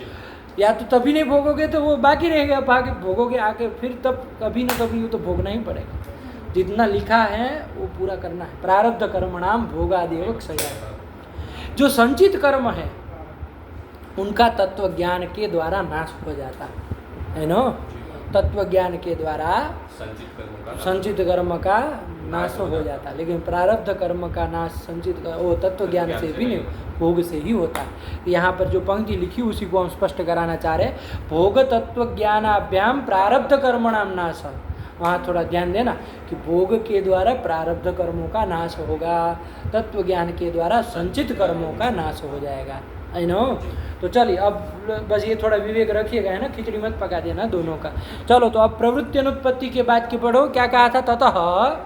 ततः तत्कालीन शरीरेण काय व्यूहेन वा भोग तत्व ज्ञानाभ्याम प्रारब्ध कर्मणाम नाशः, प्रारब्ध कर्मों का नाश करेगा तत्कालीन शरीर के द्वारा भोग करके। आया कि नहीं। अब चलो उस प्रारब्ध कर्मों का नाश हो गया, अब क्या होगा पढ़ो। प्रारब्ध कर्मणाम नाश ततो जन्मा भाव, अब कोई नया जन्म नहीं होगा। अरे कोई कर्म रहे तभी ना जन्म दे पाएंगे। अरे अगला जन्म मिलने के लिए चाहिए ना कर्म। आया कि नहीं आया। जब आपने भोग के द्वारा प्रारब्ध कर्मों का नाश कर दिया और तत्व ज्ञान के द्वारा संचित कर्मों का नाश कर दिया, अब कोई कर्म शेष रहा नहीं, तो अब जन्मा भाव, ततो जन्मा भाव, बेटी बात, ततो जन्मा भाव। और जब जन्म नहीं होगा तो अब दुख रहेगा नहीं रहेगा, तो दुख ध्वंस हो गया। इस तरह से पदार्थ ज्ञान के द्वारा मोक्ष होता है। क्रम समझ में आया कि नहीं आया। कितना सुंदर और व्यवस्थित क्रम, आया कि नहीं आया। क्रम से ऐसे ही याद रखो। पदार्थ ज्ञान होने पर, तत्व ज्ञान होने पर मिथ्या ज्ञान का नाश, मिथ्या ज्ञान के नाश होने से दोष का अभाव, रागादि दोषों का अभाव, रागादि दोषों का अभाव होने से प्रवृत्ति अनुत्पत्ति ही, प्रवृत्ति नहीं होगी अप्रवृत्ति हो जाएगी। आया कि नहीं। और प्रवृत्ति अनुत्पत्ति के बाद अब क्या होगा, वो शरीर के द्वारा जो तत्कालीन शरीर है, चाहे योगी लोग काय व्यूह के द्वारा भोग तत्व ज्ञानाभ्याम प्रारब्ध कर्मणाम संचित कर्मणाम नाश कर लेगा। और जैसे ही कर्मों का नाश हो जाएगा तो अब जन्मा भाव, जन्म नहीं होगा। जन्म नहीं होगा तो फिर दुख भी नहीं रहेगा। ये क्रम है। तो ये था क्या आया, ये जो आत्यंतिक दुख, ये जो दुख ध्वंस हुआ, आत्यंतिक दुख ध्वंस हुआ कि नहीं हुआ, क्योंकि अब इसके बाद कोई दुख उत्पन्न नहीं होगा। ये आत्यंतिक जो 1विंशति दुख ध्वंस हुआ, इसी को मोक्ष कहते हैं। वो किसके द्वारा हुआ, पदार्थ ज्ञान के द्वारा हुआ। परंपरिया ही हुआ, साक्षात नहीं हुआ, परंपरिया हुआ, लेकिन पदार्थ ज्ञान के द्वारा हुआ। तो क्या आया कि पदार्थ ज्ञान से परम प्रयोजनम मोक्ष। आया कि नहीं आया। नहीं आया। चलो चलो चलो वही के एक बार पढ़ लोगे वहाँ से, एवं च तत्व ज्ञाने सती से पूरी प्रक्रिया आ जाएगी। एवं च तत्व ज्ञाने सती शरीर पुत्रादौ आत्मत्व स्वीयत्वाभिमान रूप मिथ्या ज्ञानस्य नाशः, तेन दोषाभावः, तेन प्रवृत्त्यनुत्पत्तिः, ततस्तत्कालीन शरीरेण कायव्यूहेन वा भोग तत्व ज्ञानाभ्याम प्रारब्ध कर्मणाम नाशः, ततो जन्मा भावः। ये कर दिया। अब इसमें प्रमाण भी दे रहा है ना, शास्त्र प्रमाण भी दे रहा है। क्या दे रहे पढ़ो। नित्य ये भाई ये प्रक्रिया हम अपने मन माने तरीके से नहीं बताए, शास्त्र प्रमाण है। ये नहीं कि पदकृत्यकार अपने मन से कपोल कल्पित व्यवस्था बना दी, किससे ये होगा इससे होगा, ये नहीं है। शास्त्र प्रमाण भी है। क्या है पढ़ो। नित्य नैमित्तिकैरेव कुर्वाणो दुरितक्षयम्, नित्य नैमित्तिकैरेव कुर्वाणो दुरितक्षयम्, ज्ञानं च विमलीकुर्वन्नभ्यासेन च पाचयेत्, अभ्यासात् पक्वविज्ञानः कैवल्यं लभते नरः इत्यादि वचना। ये शास्त्र वचनात्, इस शास्त्र वचन से इस तरह से पदार्थ ज्ञान से मोक्ष होता है। आया कि नहीं? देखो क्या कहा, क्या वचन कहे हैं, नित्य नैमित्तिकैहि दुरित क्षयम कुर्वाणः। नित्य और नैमित्तिक कर्मों के द्वारा दुरित क्षय, दुरित यानी पाप, पाप क्षय कुर्वाणः, पाप क्षय करने वाला पुरुष क्या करता है? अरे नित्य नैमित्तिक द्वारा, नित्य और नैमित्तिक कर्मों के द्वारा दुरित का क्षय होता है ना। संध्या वंदन आदि जो नित्य कर्म, चाहे नैमित्तिक कर्म जो भी बताए गए हैं ग्रहण आदि में कि ये करना चाहिए, ग्रहण सूर्य ग्रहण होने पर ये होना चाहिए, चंद्र ग्रहण होने पर ये करना चाहिए, सब क्या है? नैमित्तिक कर्म। कि ये जो नित्य नैमित्तिक कर्म नित्य नैमित्तिक कर्म के द्वारा पुरुष क्या करता है? अपने दुरित का, पाप का क्षय करता है। तो वही कह रहे कि नित्य नैमित्तिकैहि कर्मभिः दुरित क्षयं कुर्वाणः ज्ञानम च विमलीकुर्वन्। ऐसा पुरुष क्या करता है? दुरित क्षय करता हुआ वो पुरुष ज्ञानम च विमलीकुर्वन्, ज्ञान को विमल करता है, निर्मल करता है। ज्ञानम च विमलीकुर्वन्, मल रहित जो ज्ञान, उसका जो ज्ञान है पदार्थ ज्ञान, उसको विमल करता है, मल रहित करता है ना। हम लोगों का ज्ञान भी होता है तो दोषग्रस्त होता है, बड़े पूर्वाग्रहों से ग्रस्त होता है, दोष रहता है, बहुत सारे मल भरे रहते हैं। आया कि नहीं आया? बहुत सारे हठ होती है, बहुत सारे होते हैं तो दोषग्रस्त होता है, मलिन होता है, ज्ञान भी मलिन होता है। तो उसको क्या करता है? पाप क्षय करते हुए वो पुरुष उस ज्ञान को विमल करता है ना, मालिन्य रहित करता है, विमल करता है। तो ज्ञानम च विमलीकुर्वन् अभ्यासेन च पाचयेत। फिर वो अभ्यास करते करते है ना, वो पाचयेत, तो उस ज्ञान को क्या करता है? पाक करता है, पकाता है। अभ्यास करना पड़ेगा ना। एक बार खाली जान लेने से कि आत्मा जो है वो देह आदि से विलक्षण है, एक बार कर देने से हो जाएगा? नहीं होगा। अभ्यास करना पड़ेगा, बार बार उसका चिंतन मनन करेगा, अभ्यास करेगा, तो इससे क्या होगा? वो ज्ञान उसका पक्व हो जाएगा, है ना, पक जाएगा, है ना। तो अभ्यासेन च पाचयेत। और आगे क्या करेगा? अभ्यासात, वो अभ्यास से पक्व विज्ञान कैवल्यम लभते नरः।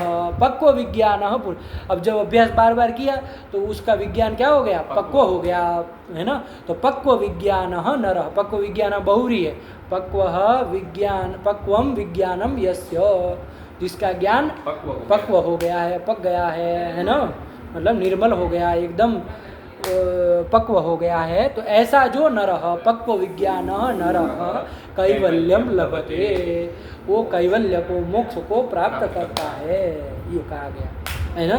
तो क्या आया? वो विज्ञान से ही ना मोक्ष प्राप्त हुआ, बिना ज्ञान के मोक्ष नहीं हो सकता है, यही ना निकला। तो श्रुति उसमें, वचन उसमें प्रमाण के रूप में दे रहा है। नहीं आया? पढ़ो पढ़ो। नित्य नैमित्तिकैरैव कुर्वाणो दुरित। रैव क्यों बोल रहे हो? रेव है ना। नित्य नैमित्तिकैरेव कुर्वाणो दुरितक्षयं ज्ञानं च विमलीकुर्वन् नभ्यासेन च पाचयेत् अभ्यासात् पक्वविज्ञानः कैवल्यं लभते नरः। इति वचनात्, इस वचन से ये निकल गया। आयक ने और आगे श्रुति भी प्रमाण के रूप में दे रहे हैं। क्या दे रहे? पढ़ो। तमेव विदित्वाति मृत्युमेति। अरे बाप रे, श्रुति का कचरा कर दिया पूरा। अरे तमेव विदित्वाति मृत्युमेति इत्यादि श्रुते है, श्रुति है ना। तमेव विदित्वा अति मृत्युमेति नान्यः पंथा विद्यते अयनाय। नहीं है? अरे बाप रे बाप, नहीं याद है? अरे तमेव विदित्वा अति मृत्युमेति नान्यः पंथा विद्यते अयनाय, ये कह रहे। तो समझो, कोई बात नहीं। तमेव विदित्वा, तम एव परमात्मानम, आत्मानम एव विदित्वा, ज्ञात्वा मृत्युम अत्येति। उस आत्मज्ञान करके ही पुरुष क्या करता है? मृत्यु का अतिक्रम करता है, अतिक्रमण कर पाता है। नान्यः पंथा विद्यते अयनाय, अन्य कोई रास्ता नहीं है इससे बाहर निकलने का। अयनाय, गमनाय न अन्य पंथा विद्यते, दूसरा कोई रास्ता नहीं, एक ही रास्ता है इन झंझटों से बाहर निकलने का। तमेव विदित्वा मृत्युम अत्येति।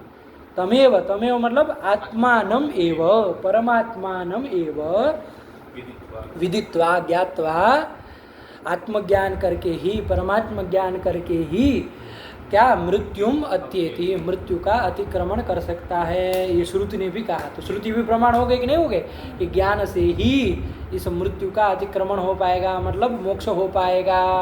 आया कि नहीं आया? ये जन्म मृत्यु के चक्र से बाहर निकल पाएगा। और निषेध आगे कर दिया, रोक दिया कि दूसरा कोई रास्ता नहीं है, न अन्य पंथा विद्यते अयनाय, दूसरा कोई रास्ता नहीं है। आया कि नहीं? वही कहा, ये श्रुति भी प्रमाण के रूप में दी। तमेव विदित्वाति मृत्युमेति इति श्रुतेश्च, अलग अलग नहीं कर पाओगे। तम एव विदित्वा अति मृत्युम एति, अति का अन्वय एति के साथ कर देना, मृत्युम अत्येति, मृत्यु का अतिक्रमण करता है। आया कि नहीं? इति श्रुतेश्च, ये श्रुति भी इसमें प्रमाण है। आया कि नहीं? कि ज्ञान से ही मोक्ष होता है। चलो आगे क्या कह रहे हैं? सगुणोपासना काशी मरणादेरपि तत्व ज्ञान द्वारा मुक्ति हेतुत्वम। अच्छा, आप शंका कर रहे हैं, देखो उसका उत्तर लिख रहे हैं। शंका क्या है उसको समझिए, बहुत अच्छी शंका है ना। आपने कहा कि पदार्थ ज्ञान होने से ही मोक्ष होगा, प्रक्रिया भी पूरी पूरी बताई किस तरह से होगा। अब शास्त्र में तो सगुणोपासना से भी मोक्ष होता है ऐसा मिलता है। सगुण की, ये शिव जो भी है, देवता विष्णु हैं, जो जो जिससे भगवान को माने, तो उन सगुण की उपासना करने से भी मोक्ष होता है, देखा गया है ना। कोई देवी की उपासना करके मोक्ष पा लेता है, कोई शिव की, कोई विष्णु की, कोई सूर्य की, कोई गणेश की, है ना। तो इससे क्या हो जाता है? सगुण उपासना से भी क्या होता है? मोक्ष होता है। आपने तो कहा ज्ञान से ही मोक्ष होता है, यहाँ तो कोई ज्ञान नहीं, सगुण उपासना की, सगुण की उपासना की, मोक्ष हो गया। ऐसे ही शास्त्रों में कहा काश्याम मरणान मुक्ति, काशी में मरने से मुक्ति होती है, कहा गया। काश्याम मरणात मुक्ति ही, ये कहा गया, काशी में मरने से मुक्ति है, कहा गया कि नहीं? तो सगुण उपासना से भी मुक्ति हुई, काशी में मरण से सीधे मुक्ति हो गए। कहाँ तत्व ज्ञान की जरूरत है? ये क्या लगा रखा है? काशी में जाके मर जाओ, काशी की चौहद्दी में रह करके, काम खत्म, मिल जाएगा मोक्ष। शास्त्र के वचन है ना। तो तत्व ज्ञान से ही मोक्ष होता है, कहाँ आया? पदार्थ ज्ञान से ही मोक्ष होता है, कहाँ आया? कोई ज़रूरत नहीं है, तो पदार्थ ज्ञान के बिना भी मोक्ष हो जा रहा है। ऐसी कोई शंका करे तो उसका समाधान दे रहे हैं आचार्य पदकृत्यकार। क्या दे रहे हैं? कि सगुणोपासना काशी मरणादेरपि तत्व ज्ञान द्वारा मुक्ति हेतुत्वम। ये सगुणोपासना से जो मुक्ति होती है, चाहे काशी मरण से जो मुक्ति होती है, वो तत्व ज्ञान द्वारा ही होती है, बिना तत्व ज्ञान के नहीं होती है। यहाँ भी तत्व ज्ञान होता है। कहेंगे कहाँ तत्व ज्ञान हुआ? काशी में मर गए, मुक्ति हो गई, काम खत्म हो गए, कहाँ तत्व ज्ञान तो कहीं आया नहीं। तो कहा कि नहीं भैया, काशी में जब मरते हैं तो वहाँ पर भगवान शिव तारक मंत्र का उपदेश करते हैं कि नहीं करते? तो उस तारक मंत्र का उपदेश कर देने से तत्व ज्ञान हो जाता है ना। उपदेश देने वाला का भी सामर्थ्य होता है ना, एक ही बारी में करा दे, वरना जीवन भर नहीं हुआ, लास्ट में एक क्षण में कैसे हो जाएगा? लेकिन उपदेश देने वाले का भी वो होता है ना। अभी अभी शुरुआत बताए, 2 तरह के वक्ता होते हैं, लेकिन किसी की बात अपन को हृदय में उतर जाती है और किसी की बात हम लोग इससे सुन के यहाँ निकाल देते, नहीं होते? दोनों तरह के वक्ता मिलते, तो वो वक्ता की भी उपदेशता की भी सामर्थ्य होती है, तो एक ही बारी में तत्व ज्ञान करा दे। आया कि नहीं? तो काशी मरण से जो मुक्ति होती कहा है, तो वहाँ पर क्या है? तत्व ज्ञान द्वारा ही मुक्ति होती है। वहाँ पर शिव जो है वो क्या करते हैं? तारक मंत्र का उपदेश करते हैं, तो इससे तत्व ज्ञान हो जाता है उसी समय और मोक्ष होता है। तो तत्व ज्ञान के द्वारा ही हुई कि नहीं हुई? ऐसे ही सगुणोपासना में भी वहाँ पर जो भी वो सगुण स्वरूप में देवता है, वो उसको तत्व ज्ञान करा देते हैं, वो मुक्ति होती है। बिना तत्व ज्ञान के मुक्ति नहीं होती है, ये कहना समाधान दे रहे। लगी कि नहीं लगी? शंका पहले समझ में आई? शंका क्या थी कि ये जो शास्त्र में सगुणोपासना से और काशी मरण से मुक्ति कही गई, तो बिना तत्व ज्ञान के हो रही, तो तत्व ज्ञान तो अन्यथा सिद्ध हो गया, बिना उसके भी हो जा रही है। आया कि नहीं? तो ऐसी शंका होने पर कहा सगुणोपासना काशी मरणादेरपि तत्व ज्ञान द्वारा मुक्ति हेतुत्वम। अतएव परमेश्वरः काश्याम तारकम उपदिशति। इसीलिए ये है ना कि क्या करते हैं, परमेश्वर विश्वनाथ काश्याम तारकम उपदिशति, तारक मंत्रम उपदिशति, तारक मंत्र देते है ना।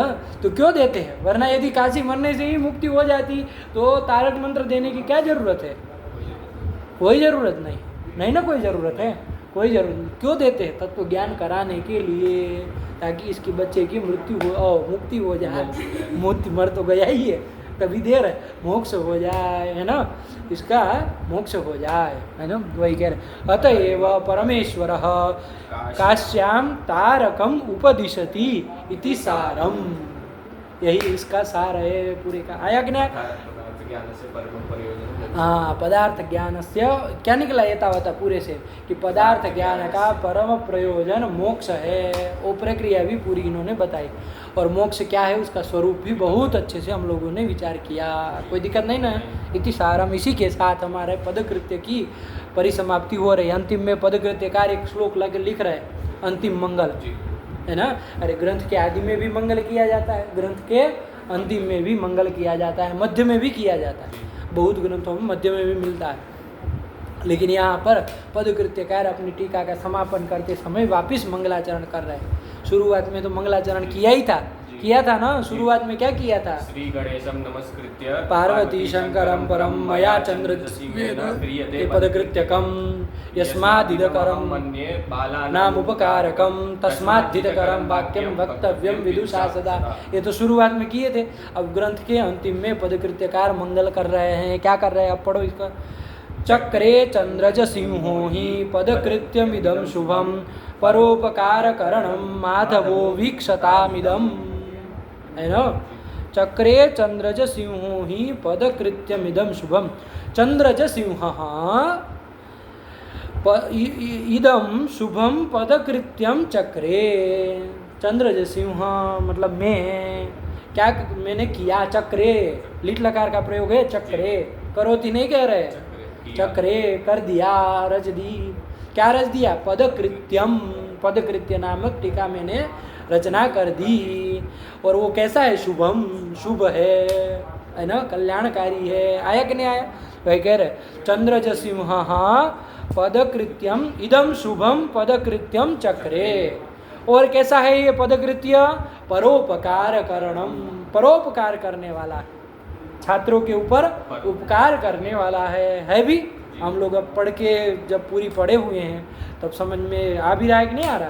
कितने वो मूल ग्रंथ को कितना खोला उन्होंने, कितने अच्छे से खोला, कितनी सारी बातें नहीं बताई, परिष्कार किया, बहुत सारे लक्षण नए नए खोले, बहुत सारी बातें खुली। आया कि नहीं आया। तो परोपकार करने वाला है कि नहीं है, तो परोपकार करणम कौन, पदकृत्यम, पदकृत्य का विशेषण है। परोपकार करणम माधवो वीक्षताम इदम, इदम पदकृत्यम माधव वीक्षताम, माधव भगवान कृष्ण इस पदकृत्य को देखे। आया कि नहीं। हमने जो ये कृति की है वो भगवान विष्णु इस कृति को देखे, स्वीकार करे, है ना, आशीर्वाद दे। आया कि नहीं। तो इस तरह से मंगल कर रहे हैं। बेटी बात कि नहीं बेटी, चंद्र अन्वय कर लो पूरे का। क्या कर लोगे, चंद्रज सिंह, हाँ सुनो, चंद्रज सिंह इदम शुभम परोपकार करणम पदकृत्यम चक्रे। एक बात कि चंद्रज सिंह ने यह जो शुभ और परोपकार करने वाला पदकृत्य है उसकी रचना की, चक्रे। और इदम पदकृत्यम माधव वीक्षताम, अभी इस पदकृत्य को माधव वीक्षताम, माधव देखे, है ना, भगवान विष्णु इसको देखे, स्वीकार करे, उनके चरणों में अर्पण कर रहे हैं हम, स्वीकार करें। चलो हो गया, इसी के साथ ही हो गया। बोल लो एक बार मंगल। चक्रे चंद्रज सिंहो ही पदकृत्यमिदं शुभम परोपकार करणम माधवो वीक्षितामिदम। वीक्षिता कहाँ है, अंड बंड पढ़ रहे हो, वीक्षतामिदम। फिर से पढ़ो। चक्रे चंद्रज सिंहो ही पदकृत्यमिदं शुभम परोपकार करणम माधवो वीक्षतामिदम। वीक्षताम इदम। आया कि नहीं। इति श्रीमत् तत्र भवद गुरुदत्त सिंह शिष्य श्री चंद्रज सिंह विरचितम पदकृत्यम समाप्तम। इसी के साथ पदकृत्य टीका की परिसमाप्ति हो गई। किसके द्वारा विरचित है ये पदकृत्य टीका? तो श्री चंद्रज सिंह के द्वारा विरचित है। चंद्रज सिंह किसके शिष्य है? तो बता दिया, श्री तत्र भवत गुरुदत्त सिंह शिष्य। गुरुदत्त सिंह नाम के उनके गुरु जी का नाम है। तो गुरुदत्त सिंह के शिष्य जो चंद्रज सिंह है उनके द्वारा विरचित ये जो पदकृत्य है वो परिसमाप्त हो गई। आया कि नहीं? तत्र भवत जोड़ा है गुरुदत्त सिंह, तत्र भवत गुरुदत्त सिंह, तो सम्मान के लिए तत्र भवत जोड़ते हैं। आया कि नहीं कहते तत्र भवंतो भवंतः, संबोधन वगैरह करते हैं तो बोलते हैं ना, तो तत्र भवंतः ये संबोधन के लिए प्रयोग करते, मतलब सम्मान के लिए प्रयोग करते हैं, सम्मानवाचक शब्द है। तो वैसे ही तत्र भवत मतलब वो जो सम्माननीय कौन? गुरुदत्त सिंह, उनके शिष्य श्री चंद्रज सिंह और उनके द्वारा विरचित जो पदकृत्य है वो समाप्तम। नहीं आया? पढ़ो। इति श्रीमत् तत्र भवत गुरुदत्त सिंह शिष्य श्री चंद्रज सिंह। ऐसे पढ़ोगे कि सब दसरा मसरा कर देते हो। इति श्रीमत् तत्र भवत गुरु देखो तत्र भवत गुरु दत्त सिंह शिष्य श्री चंद्रज सिंह विरचितम पदकृत्यम समाप्तम। समाप्त हो गया। आया कि नहीं? चलो अब क्या आ रहा है आगे? हो गया ये यहाँ की हो गई पदकृत्य। अब क्या आ रहा है? हमारा मूल ग्रंथ अभी छूटा है ना, कहाँ से चलना है? गाणादन्यायमतयोर बालव्युत्पत्ति सिद्धये अन्नम भट्टेन विदुषा रचितस तर्क संग्रह। ये तर्क संग्रह का अंतिम मंगल अब पढ़ना है और उसकी कुछ न्याय बोधिनी विशेष है, फिर न्याय बोधिनी का भी अंतिम मंगल आएगा। तो वो सब करके इसी के साथ ग्रंथ होगा, लेकिन अब इस पाठ में नहीं हो पाएगा। बाप रे बाप, 1 घंटा 55 मिनट हो गया पाठ, 2 घंटे के पास जा रहा है। रखो चलो, ये लंबा इसलिए खींच लिए ना, हो जाए, वरना फिर आधे में छोड़ते तो फिर कल पदकृत्य वापिस आधा अधूरा जो छूटा वो करना पड़ता, फिर 1 दिन और आगे बढ़ जाता पाठ। अब थोड़ा विराम दिया जाए इस पाठ को, बहुत चल रहा है। चलो तो रखे यहीं पर। भगवते नमः, पराम्बिकायै नमः। अस्तु।